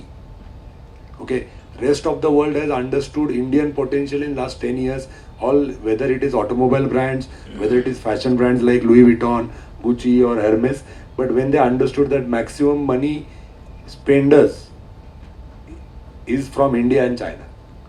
So no, you will not find Italians or Americans using the most branded shoes or most branded clothing. The people, those who actually spend is Chinese, Japanese and Indians. Okay, so we are the one who's doing the consumption driven economy, but that is a mass product. And when we are talking about a class product, we always target that niche segment where I'm going to, which product I'm going to bring, which service I'm going to bring and whom I'm going to serve. कारण की माझ्याकडे normal माससाठी काही प्रोडक्टच नाही. म्हणजे लोक जर 30,000 रुपयाला sofa विकतात 2 सीटरचा, आमचा सोफाच 3 लाख रुपयाला आहे. तर आम्ही ती प्राइस ब्रॅकेट पण तशीच ठेवली. जर मला जर 3 लाखाचा सोफा विकायचा तर मला उंडरीला शोरूम करून नाही चालणार, मला ते सिटी पॉईंटलाच करायला लागेल. सर आता एक ट्रेंड आला की चायनावरून किंवा इटालियनवरून ते सगळे भरून आणतात आणि इकडे सांगतात की इटालियन, त्या लेवलचं आपलं काम आहे का?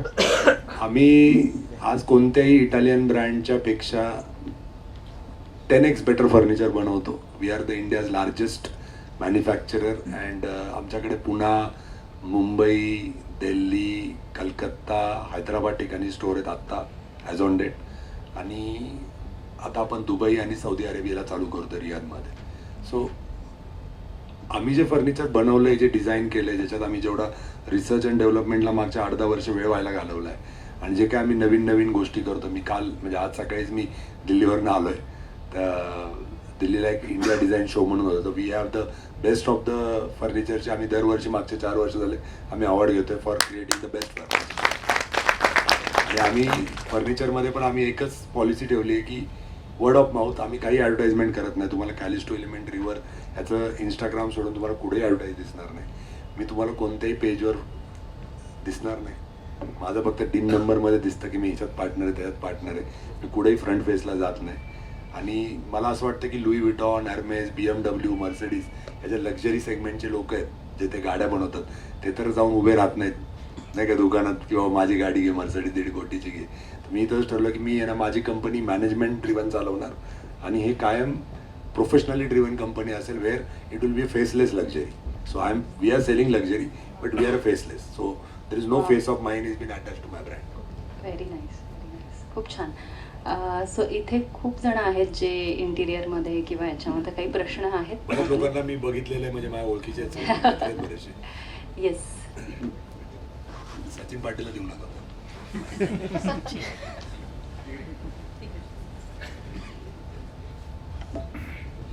Sir good evening. सर तुमची कामं पूर्ण भारत देशात चालू आहेत आणि खूप मोठ्या लेवलला चालू आहेत. तर तुम्ही ही सिस्टीम कशी डेव्हलप केली?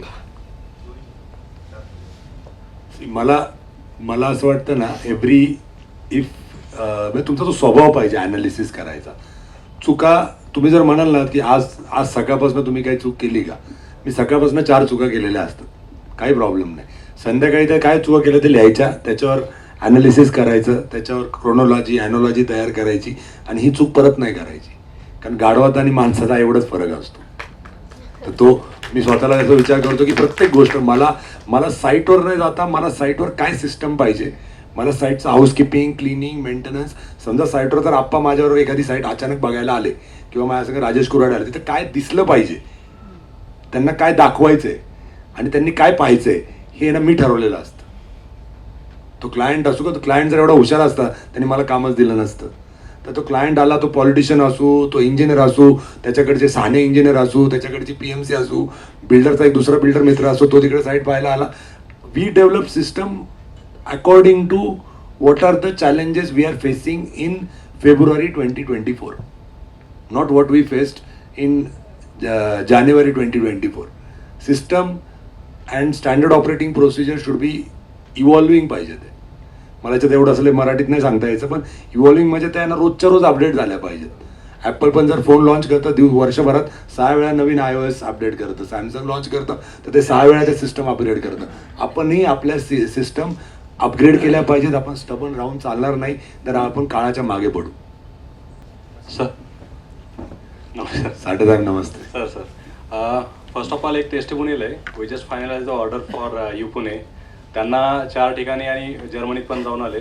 पण आपल्या एका मराठी माणसाची क्वालिटी अशी आहे की जर्मनीतल्या फर्निचरला त्यांनी टॅग टाकलं, त्याचा मला अभिमान आहे Thank you, sir. sir. Order place आहे. Thank you. दुसरं सर, तुम्हाला नक्की केव्हा कळालं की तुम्ही मल्टिपल व्यवसाय करू शकता? का हे सगळं सिच्युएशनल झालं की तुमचा काही प्लॅन होता आणि एखादा व्यवसाय म्हणजे तुम्ही सक्सेसफुल करण्यासाठी म्हणजे काय, किती वेळ देता, काय प्लॅनिंग करता, ते एक जरा सांगाल? मी एका वेळेस एकच काम करतो. मी माझं सकाळी 10 ते 12 माझा वॉर टाईम असतो. त्यावेळेत मी दिवसभराचे सर्व माझे जे काही कामं डेलिगेट करायचे ते सकाळी 9 वाजेपासून ते 12 वाजेपर्यंत झालेले असतात. मी सरांना स्पेशली जाऊन भेटणार आहे, मला ते अल्ट्रामॅन वगैरे पाहिजे. मी sir 45, I am still have 23 years to achieve whatever I want to and I have to do that. But मी सकाळी 1-2 तासाच्या काळात माझं सगळं वॉर टाईममध्ये सगळी कामं माझे डेलिगेट करून काम करतो. एका वेळेस एकच काम करतो, एका वेळेस एक बिझनेस जोपर्यंत एक त्याच्या ब्रेकइव्हनला पोहोचत नाही त्याचे सगळे कॅल्क्युलेशन मी माझ्या पद्धतीनं मी बॅचलर ऑफ सिव्हिल इंजिनिअरिंग केलेलं आहे आणि इंटेरियर डिझायनिंग केलेलं आहे. मला अकाउंट्स MBA असं काही लांबपर्यंत थांबता नव्हता आधी, आज पण नाही आहे. मला CFO, अकाउंटंट, सिनियर अकाउंटंट यांची सगळी फौज लागते आजूबाजूला. ते मला बसून सांगतात, या दुकानाचं जर एवढं रुपयाला दुकान विकत घेतलं, याचं एवढी सॅलरी जाऊन याचं एवढा त्याचं इंटरेस्ट भरून आपल्याला दर महिन्याला याचा एवढा कॅपेक्स आहे, एवढा ऑपेक्स आहे, त्याचं ब्रेक इव्हन करायला महिन्याला 2 कोटीची ऑर्डर लागेल का 4 कोटीची ऑर्डर लागेल. एकदा तेवढं कळालं की ती 4 कोटीची ऑर्डर कशी तयार करते, त्याचं बॅकवर्ड फॉरवर्ड इंटिग्रेशन करून ती अचीव केल्याशिवाय तो बिझनेस तो पर्टिक्युलर आय डोंट अंडरस्टँड की म्हणजे माझं एक स्टोअर 20 कोटी धंदा देते आणि एक स्टोअर 2 कोटी धंदा देते.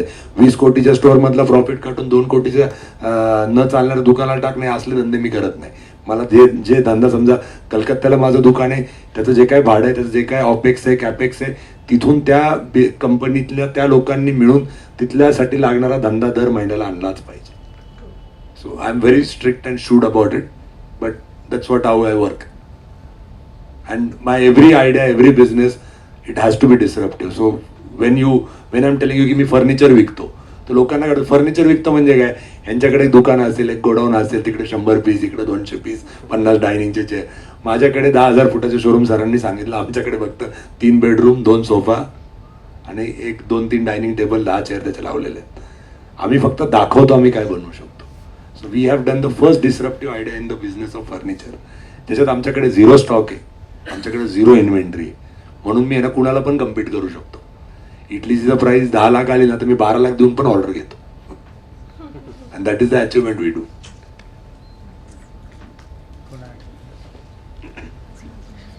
Hello.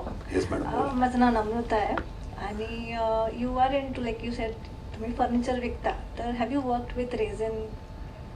And what was your experience? Resin. Yes. Yeah. We just this ID like the 3 days back, we got the whole furniture line based out of resin, Okay. for indoor also and semi-outdoor.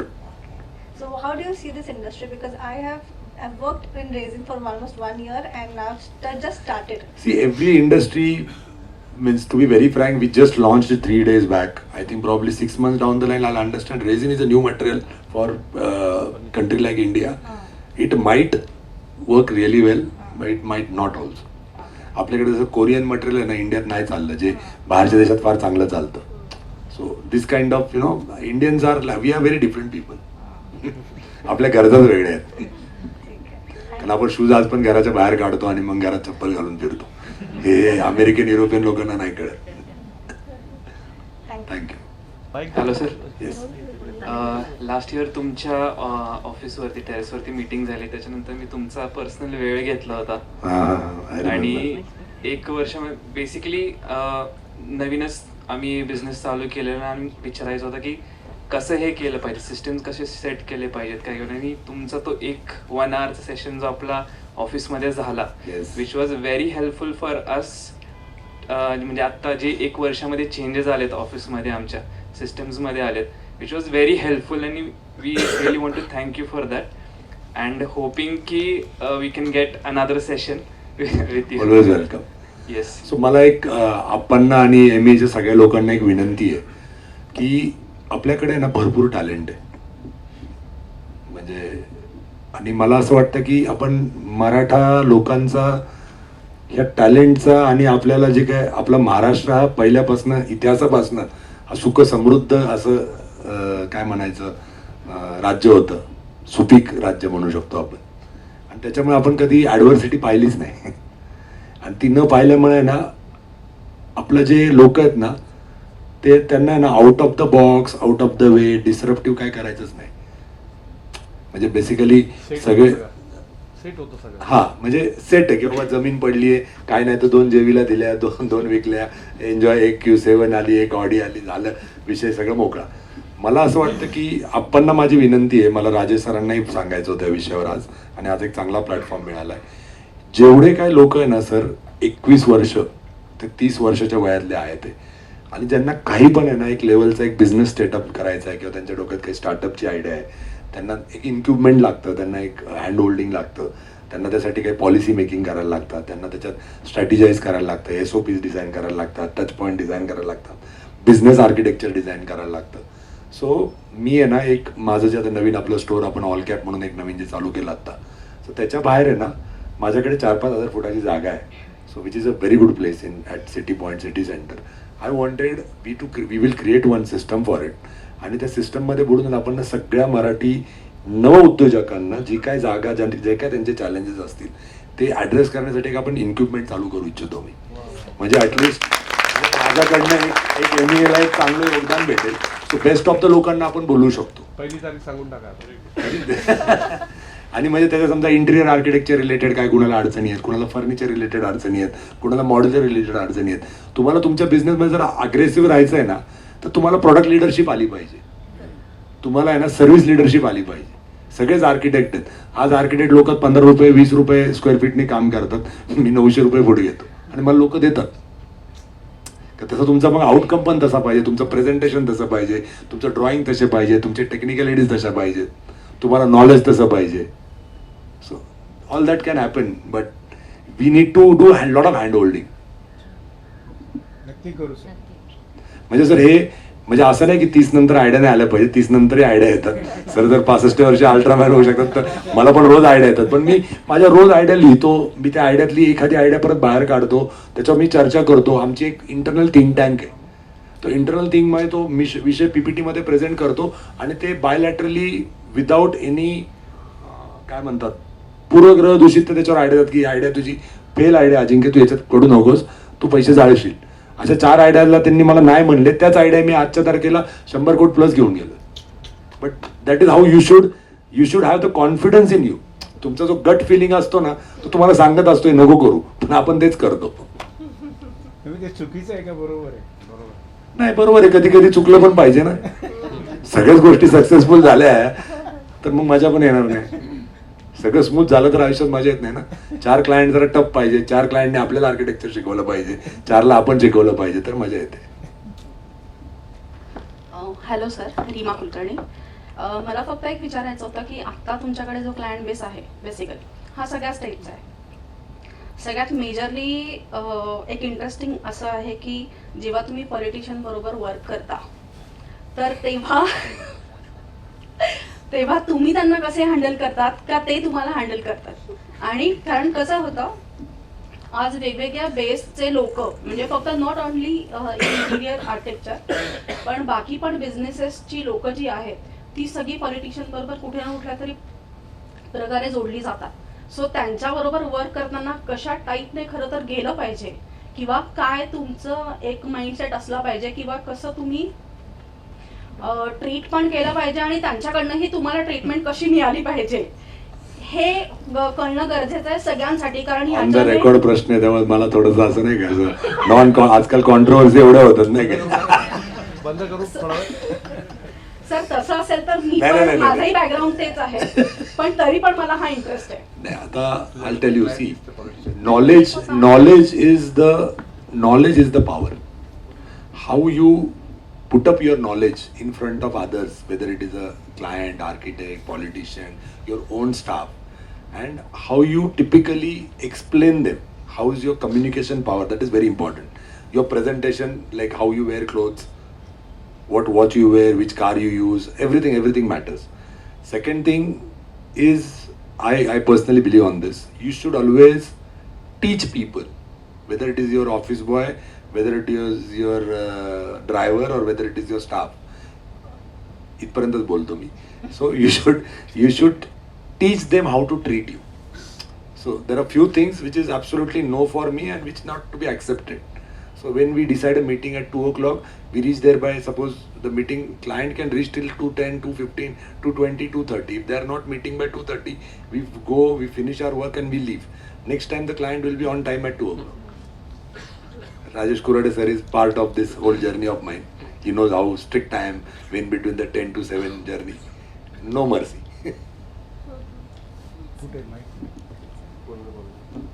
Sir आता हे तुमच्या business बद्दल ऐकलं सगळं, family बरोबर आपण कसे strict?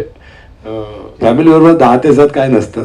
10 ते 7 मी बॉसच असतो. 7 नंतर मग आपण बॅकफुटवर खेळायचं. फॅमिली बरोबर असं वागलं टी हाऊ टू टीच ट्रीट म्हणजे डायरेक्ट घरी, म्हणून म्हणलं मी इथंच थांबतो. म्हणजे बायको इंटेरियर डिझायनर आहे, त्यामुळे we do World War III most of the times. 7 नंतर. सर तुम्ही जे disruptive marketing and disruptive business बद्दल जी आयडिया, सो तू how many business you are in to? We are right now into 9 businesses, which includes one of my Infinity, and 8 of the other businesses, which is River, Callisto Element, All Cap, Luxelan, and other 2-3 things we are doing, Marbalite. So what we are doing in all these businesses, we create a disruptive idea. We don't want to create something which all other people are doing. म्हणजे सगळे जर building बांधतात आहे, मी जर आज एक project करतोय बानेरला, तिथे आजूबाजूला सगळेजण 2,000-2,500 फुटाचे फ्लॅट काढतात. मी एक बिल्डिंग बनवतोय जी एक बिल्डिंगला एका फ्लोअरला 8,000 फुटाचा फ्लॅट आहे, which we are quoting for 14 crores bare share, आणि लोक घेतात. सो दॅट इज विकतात ते तुमच्याच आम्हीच विकतो. म्हणजे आपण ठीक आहे, म्हणजे that's the whole idea. So तुम्ही त्या कोणत्या एरियात काय डिमांड सप्लाय आहे, त्या एरियातल्या 4-5 किलोमीटरच्या पेरिमीटरमध्ये जर कुणाला शिफ्ट व्हायचं आहे, काय होतं सगळेजणांना वाटतं आता कन्स्ट्रक्शनमध्ये काय FSI बसवा, हे करा ते करा. जेवढा एक्स्ट्रा FSI बांधायला जाणार ना, तेवढं त्याला कन्स्ट्रक्शन कॉस्ट लागते, आणि तेवढं त्यासाठी पैसे घालायला लागतात, तेवढं डेव्हलपमेंट चलन भरायला लागतं. तुम्हाला त्या बिझनेसमधनं प्रॉफिट किती मिळणार आहे, आणि तो प्रॉफिटची जी काय XYZ अमाऊंट आहे, ती तुम्ही त्या किती महिन्यात बाहेर काढणार आहे, ही ज्या माणसाला कळालं नाही ना, म्हणजे तुम्ही मला जेन्युअनली सांगतो, मला रोजच्या रोज माहिती असतं मी कुठं उभा आहे. मग मी 200 कोटी धंदा करायचा का 100 कोटीचा करायचा का नाही करायचा. So basically I believe on one very simple formula in my life, 4E and 1P, energy. So मला ज्या गोष्टीतनं एनर्जी येते, मी सकाळी जर मी तुमच्या एवढं अजिबातही काय करत नाही, पण मी ठीक आहे 1 तास व्यायाम करतो, अर्धा तास मेडिटेशन करतो. माझ्या ऑफिसमध्ये कंपल्सरी मेडिटेशन चालू आहे, गेले 20 वर्ष झालं. We follow basic formulas of meditation, but we adopt everything, whether it is a Sufi meditation, whether it is Osho meditation technique, whether it is art of living, or whether it is just chanting Om and Gayatri mantra. It happens in our office every day. So energy is very important. I only meet people those who are energetic. I don't like negative energies around me, because that actually drains me out. ते आपण पूर्वी म्हणत नजर लागते, मग घरी आलं दृष्ट काढ, तर मला वाटतं त्या चुकीच्या लोकांना भेटायचंच नाही, अवॉइड करायचं, माझा स्वभाव येतो. दुसरं एनर्जी आणि energise. So when I meet like new generation, when I meet new ideas, when I talk to them, I understand how the new generation think. Even my daughter is now completing her interior designing from London. So त्यांना basically एक syndrome असतो, आपल्या पोरांना असतो, म्हणजे मी मराठा आहे म्हणून सांगतोय, तो सिंड्रोम असतो, प्रिन्सेस सिंड्रोम असतो किंवा प्रिन्स सिंड्रोम असतो. त्यांना ताटात 1 चपाती पाहिजे, ही माझी क्रोनॉलॉजी आहे, तर त्यांना 2 चपात्या भेटतात. त्यामुळे त्यांना ना ॲडव्हर्सिटी माहितीच नाही काय करायचं आयुष्यात. तर त्यांना मी सांगितलं की तुझं लंडनचं झालं ना सगळं, की तू तुझं यायचं, तू तुझा जॉब बघायचा, तू तुझं काम करायचं, माझं नाव वापरायचं नाही, मी पुढे तुला जॉब देणार नाही. मी ती लंडनमध्ये मला विचार होती, मला मेरे को इससे बात करो बॉस, मेरे पास मैं सबको पहचानता, मेरा नाम नहीं लेने का. ओके, स्वतः केलं पाहिजे. आणि तू इंडियात कामच नाही करायचं, दुबईत जाऊन तुझं स्वतःचं वेगळं सेटअप तयार कर. But if I'm giving you 2 rupees or 2 lakh rupees, it will be on the interest as per the bank rate. So then only these people will grow.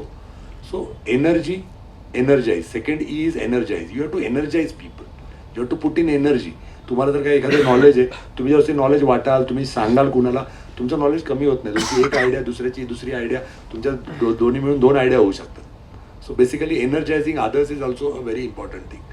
ज्याच्यात आजच्या तारखेला आपला मराठा माणूस किंवा मराठी उद्योजक जो बाजूला मागे पडतो, तो सर्वात महत्त्वाचा एक पॅरामीटर आहे तो एज, EDG, एज. एज म्हणजे एखादी गोष्ट आपल्याला कळतीये की ही नुकसान करते, ह्याच्यातनं नुकसान होतंय, तर ती तिथल्या तिथं डिसिजन घेऊन ती बंद करून त्यात इमोशनल न होता तिथं एक फुली मारून जे काय आहे ते लेणं देणं घेणं कमिटमेंट सगळ्या पूर्ण करून बाजूला पडणं, त्याला एज मानतात. इथं आपण मेजरली उद्योजक येणं इकडे फेल होतं. Fourth is whatever the energise तुम्ही केलं, एजिंग केलं, पण तुम्हाला ते एक्झिक्यूट पण करता आलं पाहिजे. म्हणजे तुम्ही आज ठरवलं की आजपासून मेडिटेशन करायचं, म्हणजे तुम्ही 10:30 जाऊन ऑफिसच्या बाहेर ना उभं राहू शकत की बाबा मेडिटेशन करायचं, हे बाबा करा मेडिटेशन, नाही. मग त्याला सिस्टम तयार करायला लागते. मेडिटेशन केलं, पण मेडिटेशन करण्यासाठी म्युझिक काय पाहिजे, तिथं ॲटमॉस्फिअर काय पाहिजे, मेडिटेशन कोण कंडक्ट करणार, ते मेडिटेशन झालं का नाही झालं. मला मी जर लंडनमध्ये बसलोय, दिल्लीला बसलो, तरी मला सकाळी मेसेज येतो की आजचं मेडिटेशन पार पडलं, आजच्या मेडिटेशनमध्ये हे झालं, 15 मिनिटाचं मेडिटेशन केलं. So how the system and reporting, त्याला एक्झिक्युशन मानतात. So I am giving very basic example which I am following. And last 4 E and 1 P. P is a passion. जेव्हा सर बोलत होते की मी अल्ट्रामॅनला तिकडे थांबलो, अर्ध्या ह्याच्यात हे केलं, पण त्याच्यानंतर तो पॅशन होता. त्या पॅशन शिवाय ना तुमचे 4 E's काहीच कामाचे नाही. ते पॅशन आहे ना, तो फायर आहे, आणि तो फार महत्त्वाचा आहे. माझ्यासाठी मी एकच वाक्य आहे जे मी जगातल्या कोणत्याही प्रेझेंटेशनला गेलं तो वापरतो, वेड लागल्याशिवाय इतिहास घडत नाही. Without madness you cannot create history. You should be mad. Raj सरांना माहिती आहे, मी सेम शब्द माझ्या ऑफिसमध्ये 2014 पासून. Thank you sir. आणि लागलेले दगडामध्येच, आणि स्वानंद ग्रुपनेच दिलेले आहे. थँक्यू. नमस्कार सर, मी संपत मस्के. तर आपल्या इंटिरियर डिझायनिंग बिझनेसमध्ये बघितलं तर तिथे MRP नाही आहे. आज तुम्ही क्रेडिबिलिटी इस्टॅब्लिश केली, त्यामुळे तुम्हाला क्लायंटनी काही ऑफर केलं तर देऊ शकतात. पण इकॉनॉमिकल आणि आपण जर जो इकॉनॉमीच्या वरचा जो सेक्शन आहे त्याच्यामध्ये आपण बघितलं तर क्लायंट ट्रस्ट, ट्रान्सपरन्सी आणि क्लॅरिटी, की आपण to remain on the same page from the day 1 to the end of the project, त्यासाठी तुम्ही काय गाईड कराल? आमचा जो इंटरेस्ट आहे ना, तो 100% जे प्रोजेक्ट आम्ही एक्झिक्यूट करतोय ना आता, तर आमचा इंटरेस्ट आमच्या फीजमध्ये. मला माझी फीज मिळाली पाहिजे. त्या फीजच्या अगेन्स्ट मी मार्केटपेक्षा 4 सर्व्हिसेस 10 सर्व्हिसेस एक्स्ट्रा देतोय. तर मी जर कोणी 50 रुपये फी घेतं, तर मी जर 200 रुपये मागतोय, तर ते फीजला मला जस्टिफाय करता आलं पाहिजे. म्हणजे मी पहिला प्रश्न विचारतो की मी 200 रुपये फी दुसऱ्या आर्किटेक्टला दिली असती का? जर दिली असती तर मी काय डिमांड केलं असतं? तर ते डिमांड सप्लाय मी पहिल्यांदा अटेंड करतो. दुसरी गोष्ट, जरी MRP नसली ना, तरी समजा ही गोष्ट जर 5 रुपयाला मिळतीये, डिस्काउंट करून 4 रुपयाला मिळते, ती मी उगाच कोणाला तरी 8 रुपये कोट करायची, त्यातनं 2 रुपये डिस्काउंट द्यायचा आणि 6 रुपये, या असल्या भानगडीत मी अजिबात पडत नाही. माझ्यासाठी आहे ना, ट्रस्ट हा सर्वात महत्त्वाचा सब्जेक्ट आहे. We not became a big interior designing firm because we are great interior designer. We became a great interior designer because we created a good job and created a good word of mouth and trustworthiness in client mind. So they are giving us a repeated work to us. For us, transparency is the most important. ते म्हणले राजेश कुराडांच्याकडनं नाही घ्यायचं, पंकज देशमुखकडनं घ्यायचंय, पंकज देशमुखकडनं नाही घ्यायचं, सचिन पाटीलकडनं घ्यायचंय. Okay, हमको ये स्पेसिफिकेशन का ये सामान चाहिए, यही चीज चाहिए, आप कहाँ से भी लाओ सर, आपका लुकआउट है. दुसरा एक प्रश्न होता, तुम्ही लिव्हस्पेस सारखं स्टार्टअप जे चालू केलं आहे, लिव्हस्पेस जसं कोलॅबरेट करतं इंटेरियर डिझायनर्स आणि बाकी वेंडर्सशी, तसं तुम्ही काय कोलॅबरेट करता का? आम्ही वेंडर्सशी केलं आहे, पण आम्ही इंटेरियर डिझायनरशी नाही करत आहे. We have created a very different AI based software. Probably if you guys can come to office, I will show you. So it's a very advance system and we created a very back end very strong for it. So आम्ही आमचे interior designer, I don't want to compromise on my experience with Lux Elan because it's a new company, and luckily we got a pan India within a 1 year time. We got the biggest developer Adani Realty on our board. All India Adani Realty, all project of their show flat, sales office, sample flat, clubhouse is done by Lux Elan. So we are doing really great with them. So we are doing everything in house right now as on date today. Probably policy 2 is when we get lot of work and we cannot reach to a certain level, then we can definitely do this. एवढं मोठं expansion आणि एवढं मोठं तुम्ही business करता, सर्वांना म्हणजे including me also, की सर्वांचं एक डोक्यात असतं की माणसं मिळत नाहीत चांगली, तर how do you manage to get the good people in all your businesses, not in your interior only, तुम्हाला एक चांगलं उदाहरण दिलं याच्यावर, म्हणजे मी माझ्या टीमला पण देतो, माझ्या टॉप मॅनेजमेंट पार्टनर्सला पण देतो, आणि मी सगळे अशीच उदाहरणं वापरतो. तुम्हाला चांगलं माहिती आहे माझे उदाहरणं कसे असतात on the situation and mood. Basically माणसं चांगलीच असतात, कुणीही माणूस वाईट नसतो. हे आपला पॅरामीटर असतो. आपण त्याला हायर करतो, त्याला आपण 40, 50 हजार, लाख, 1.5 लाख, माझ्याकडे 3 लाख 4 लाख पगाराची पण माणसं आहेत, तुम्हाला माहिती आहेत ती. पण त्यांच्याकडनं मी काय एक्सपेक्ट करतो हे मी त्यांना डेवन सांगतो की this is what I am expecting from you. ABCDEFG, this is what are the reporting system, ABCDEFG, and this is how I want the whole reporting to be in this particular Excel format. You cannot create your own Excel format and show it to me. मी रोज मला एवढा विचार करायला आणि रोज नवीन format study करायला, त्यातनं analysis करायला वेळ नाही आहे. So we created a different company, different format, but we have 2-3 CEOs in the company, those who take care of every reporting, and ते जस्ट सगळं करून त्यातलं फिल्टर करून बॉसला केवढं दाखवतं तेवढंच दाखवतं. In human resource, in hiring, I am not a part of that team. My hiring team is different. पण त्यांना हे शिकवलेलं की काय सांगायचं, काय एक्सपेक्ट करायचं. इन्फिनिटी सारखी आमची छोटीशी कंपनी आहे, बुटीक प्रॅक्टिस आहे आमची, जिथं आमच्याकडे 100 लोक काम करतात. पण त्याचं एक हँडबुक आहे. त्या हँडबुकमध्ये लिहिलेलं आहे की नॉनव्हेज ऑफिसमध्ये आणू शकत नाही डब्यात. राऊंड नेकचं टी शर्ट ऑफिसमध्ये चालणार नाही. इंटेरियर डिझायनर हे जे जेनझी आणि मिलेनियर जे सगळे आले ते, nothing against any new generation, पण ते केस वाढलेले, दाढी इकडे तिकडे गेलेली, उलटे पालटे सगळे केस, शर्ट बाहेर, पॅन्ट अशी 2 पाय एका पायात बसतील अशी पॅन्ट, ते हे असलं सगळं आमच्या ऑफिसमध्ये नाही चालणार. मी घरी पाठवून देतो. मुली आहेत, sir you cannot take a objection on a dress. I am sorry बेटा, तेरा अगले महिने का भी पगार लिहो, तुझ्या घर पे. मी बघितलं की संपला विषय. पर्सनल फोन आमच्या ऑफिसमध्ये अलाउड नाही. आम्ही 10:30 to 6:30 काम करतो. Personal phone is not allowed in our office. आलं की फोन HR ला द्यायचा, काम करायचं. काही इमर्जन्सी असेल माझा नंबर दे, मी सांगेल तुमच्या आईवडिलांना. काही इमर्जन्सी असेल, we will take care of every emergency. So we created that system. It cannot happen overnight. कारण की जर तुम्ही त्या आजच्या आमच्या पूर्वीला आपल्याकडे सर, आपण ज्या म्हणजे तुम्ही मी आपण सगळंच बघितलंय. BSNLच्या नंबरसाठी 3 महिने लाईनीला उभं राहायचं, 6 महिन्यांनी तो लाईन टाकायला यायचा, त्याला 500 रुपये दिल्याशिवाय तो घरात ते वाजायचं नाही. कधी फोन चाललाय, थोडा पाऊस झाला की फोन बंद नाही ना, पावसाचा आवाज यायचा. त्याचे फोन होते पुरे अल्काटेलचे. आम्ही अल्काटेल बघितलंय, पेजर सगळ्यांनीच बघितलंय, पेजर लिहिते, पेजर पण बघितलंय, मोबाईलचे कंपोज बॉक्स पण बघितले, आता ते स्मार्टफोन टचवाले पण बघितले. So we have seen that era. तर new generation is not seen. त्यांना तो प्रिन्सेस सिंड्रोम आहे ना. त्यांना 1 चपाती घ्याय, त्यांच्या ताटात 4 चपात्या आहेत, ते कशाला काम करणार? त्यांना नाही घर घ्यायचं, त्यांच्या बापाने 2 घेतले, त्यामुळे गरज नाही ना त्या गोष्टींची. आणि मला माझं वैयक्तिक मत ह्या विषयावर, आणि I am very strict about it, कारण की डिसिप्लिन आहे ना फार आपल्याकडे फार अवघड विषय sir. Consistency and discipline is very difficult to achieve by somebody. मी जरी 4 वाजेपर्यंत जरी बाहेर असलो ना, मी दुबईवरनं 5 वाजता आलो ना, मी 10:30 ऑफिसला पोहोचलो. सर नाही sir, sir is very great sir. 8:30ला असतात ऑफिसला. अजून नाही तेवढं सर, करू. Yes sir, one last question की सगळ्यांना तुम्ही काय MEAच्या ऑन्टरप्रेनर्सला काय मेसेज देऊ इच्छिता? मग अशी कन्सेप्ट तर खूप छान सांगितली जी आपण नक्की इम्प्लिमेंट करू. नाही, मला इम्प्लिमेंट ह्यासाठी करायची आहे की आपला मराठी लोकांचा अजून एक प्रॉब्लेम सांगतो.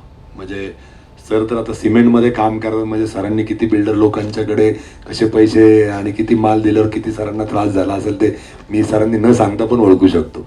त्यामुळे सर लांब पळायला जातात. नकोच त्रास का हो सर. सो आम्ही आमचा पण धंदा करताना आहे ना, पैसे मागणं, आज आमचे वेंडरचे पैसे द्यायचे बाकी असतात, कधी कॉन्ट्रॅक्टरचे मागे पुढे होतात, कधी क्लायंट पैसे वेळेवर देत नाही. त्यावेळेस आहे ना, म्हणजे डेफिनेटली आज मी एवढे कॉन्टॅक्ट बनवलेत, पण तुम्ही कसं वागता आणि तुम्ही कशा पद्धतीने तुमचे पैसे मागता, आणि तुम्ही तुमचा वर्ड ऑफ माउथ ते पैसे मागताना पण तुम्ही कसं मेंटेन करता, हा मराठी लोकांनी फार शिकण्याची गरज आहे आज. Ethical practices is something very important, which is big time missing with MEAs or entire Maratha people. माझ्याकडे आज असं बोललं नाही पाहिजे, पण out of last 23 years of my practice माझ्याकडे 98% क्लायंट गुजराती, मारवाडी आणि Agarwal, and only 2% client I have which is Maratha, which is not good sign. Okay, पण आपल्याला जर एखादं टॅलेंट आहे, तुम्ही हार्ट स्पेशालिस्टकडे गेला, तो म्हणतो मी 80,000 रुपये घेणार, ती 30,000ची स्टेंट टाकायला आपण देतो का? त्याला एक्सपिरियन्स असतो, त्याने 100 स्टेंट टाकलेला असतं म्हणून त्याला तुम्ही 80,000 रुपये देता. नवीन डॉक्टर 15,000 पण करेल. गव्हर्नमेंटने कॅप पण लावली 30,000ची आता. पण मी जर एक्सपिरियन्स्ड आहे आणि मी जर म्हणतोय की मला माझे एवढेच पैसे आहेत, तर तो इथिकली तो पैसे मागण्याचा अधिकार मला आहे.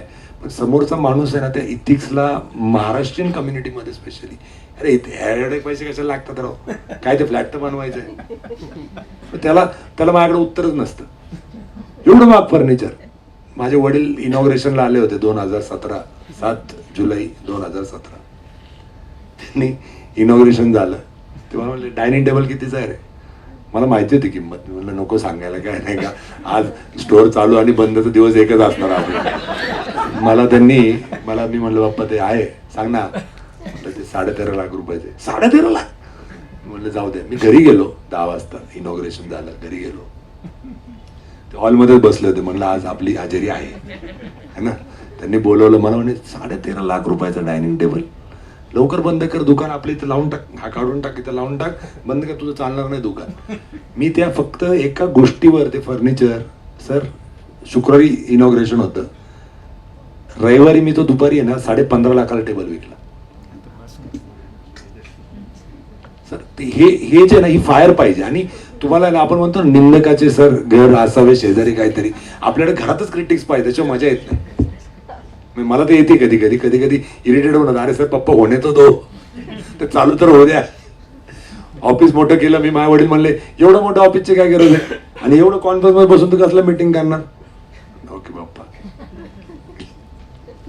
याच्याशीच रिलेटेड एक स्पेशली इंटिरियर डिझायनिंग मध्ये एक इश्यू येतो सगळ्याच साईट्सवर, की हे जे मोठे क्लायंट असतात सगळे जागीरदार, यांच्याकडे फुकटचे सल्लागार खूप येतात. कारण ज्याचं मोठं घर बनत असतो तो जेव्हा बंगल्यावर जातो त्याच्यावर 4 ते जे असतात माणसं, तर ते ही लाईट कितीला आहे, तो म्हणतो 20,000 रुपयाला. मैं तो 2,000 मिली. हा, मैं तो 2,000. ह्या ज्या गोष्टी होतात आणि ते थोडा तो माणूस डिस्टर्ब होतो मालक. तर याला काही तुम्ही टिपिकल वे आउट काढला का? ते आम्हालाही प्रॉब्लेम येतो कारण आमचे माल विकताना. आमच्याकडे काही सेट क्रोनॉलॉजीज आहेत, म्हणजे इंटेरियर डिझायनिंग कसं केलं पाहिजे हे मी नाही शिकलो, पण इंटेरियर डिझायनिंग मध्ये काय काय नाही केलं पाहिजे ना, हे मी नक्की सांगू शकतो. हे जे काय सगळे विषय आहेत ना, हे प्रत्येक वेळेस आहे ना, cost is a very long forgotten subject. तुम्हाला बिलीव्ह नाही होणार, माझ्या ऑफिसला एक कॉन्ट्रॅक्टर आहे नंदकिशोर मिस्त्री म्हणून, स्वाती इंटिरियर्स. त्या माणसाचा टर्नओव्हर आहे ना 2,000 कोटी. ओके. आणि तो फक्त कार्पेंट्री आणि मार्बलचा कॉन्ट्रॅक्टर आहे. पण तो काम कुणाचे करतो? अंबानीचे सगळं अंतालिया वगैरे त्यांनी केलेलं. तिथं दुबईत फॅक्टरी आहे, पुण्यात फॅक्टरी आहे, सिल्वासाला फॅक्टरी इज बिग. पण तो कार्पेंट्री कॉन्ट्रॅक्टर सर आहे ना 90% चार्ज घेतो. 90%. प्लायवूड आलं, त्याचं ट्रान्सपोर्ट, त्याचं लोडिंग अनलोडिंग, त्याचं GST, त्याच्यावर 90% घेतो तो लेबर चार्जेस. पण तो काम पण तसंच करतो. त्यांनी लावलेला मार्बलचा तुम्ही जॉईंट शोधूच शकत नाही.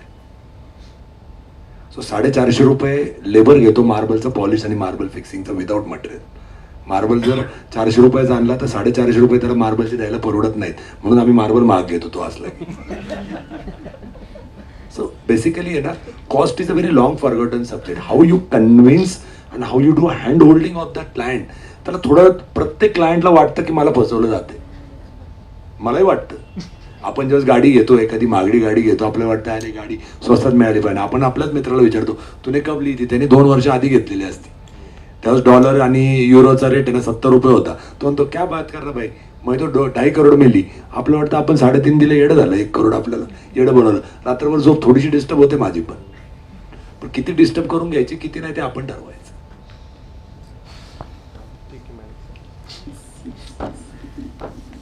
Thank you sir. खूपच छान तुम्ही बोललात आणि प्रश्न उत्तरांच्या याच्यामध्ये झालं. म्हणजे नुसतं मोनोलॉग असतं तर मे बी लोक थोडे हे झाले असते, पण तुम्ही खूप छान प्रश्नांची उत्तरं दिली.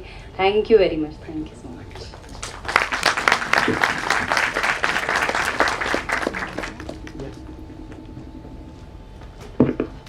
आपण आता ऑलमोस्ट आपल्या एंडकडे आलेलो आहोत प्रोग्रामच्या. तर मी देवेंद्र सरांना इन्व्हाइट करते थँक्यू नोटसाठी. आणि एकदा देवेंद्र सरांचं झालं की प्रोग्रामच्या शेवटी तुम्ही सरांचे मेडल्स बघू शकता. आणि काही प्रश्न दोघांनाही असेल. अच्छा, ग्रुप फोटोही घेणार आहोत आपण. सरांचं हे झालं की जागेवर थांबा, आपण ग्रुप फोटो घेऊ. नमस्कार. आदरणीय मराठा एंटरप्रेन्योर असोसिएशनचे उपस्थित मान्यवर आणि सभासद, आजचा हा प्रेरणादायी कार्यक्रम आपल्यासाठी एक अविस्मरणीय अनुभव ठरला आहे. मान्यवर वक्त्यांनी दिलेली मार्गदर्शक, सकारात्मक विचार आणि जीवनाकडे पाहण्याचा नवा दृष्टिकोन निश्चितच आपल्या प्रत्येकासाठी उपयोगी ठरेल. या कार्यक्रमाचे यश आपल्या सर्वांच्या उत्स्फूर्त सहभागामुळे शक्य झाले आहे. मला खात्री आहे की आज आपण ऐकलेले अनुभव आणि विचार आपल्याला आयुष्यात पुढे जाण्यासाठी नक्कीच प्रेरणा देतील. आपल्या सर्व वक्त्यांचे मनपूर्वक आभार, ज्यांनी आपला अमूल्य वेळ दिला, आपल्याला मार्गदर्शन केले आणि आपल्या जीवनाला नवीन दिशा दिली. तसेच या कार्यक्रमासाठी आयोजनासाठी मेहनत घेतलेल्या संघटनेच्या सर्व सदस्यांचे मनपूर्वक आभार. आपले आदरणीय अध्यक्ष अरुण निमन उर्फ आप्पा यांचे विशेष आभार, ज्यांच्या मार्गदर्शनामुळे हा कार्यक्रम यशस्वी पार पाडू शकला. आणि सर्वात महत्त्वाचे म्हणजे आपल्या उत्साही उपस्थितीमुळे हा कार्यक्रम अधिक यशस्वी झाला आहे. आपण घेतलेली प्रेरणा आणि ऊर्जा आपल्याला जीवनात सतत मार्गदर्शन ठरेल, ही शुभेच्छा. स्वामी विवेकानंदांचा एक विचार मी सांगतो. समजदार व्यक्तींसोबत केलेली काही वेळ चर्चा ही हजारो पुस्तक वाचण्यापेक्षाही श्रेष्ठ असते. आपल्याला पुढील वाटचालीसाठी शुभेच्छा आणि धन्यवाद. थँक्यू. पूर्णिमा शेजळ मॅम आणि रेश्मा थोपटे मॅम यांचे विशेष आभार, कारण की यांनी हा कार्यक्रम यशस्वी करण्यासाठी खूप प्रयत्न आणि मेहनत केलेली आहे. थँक्यू.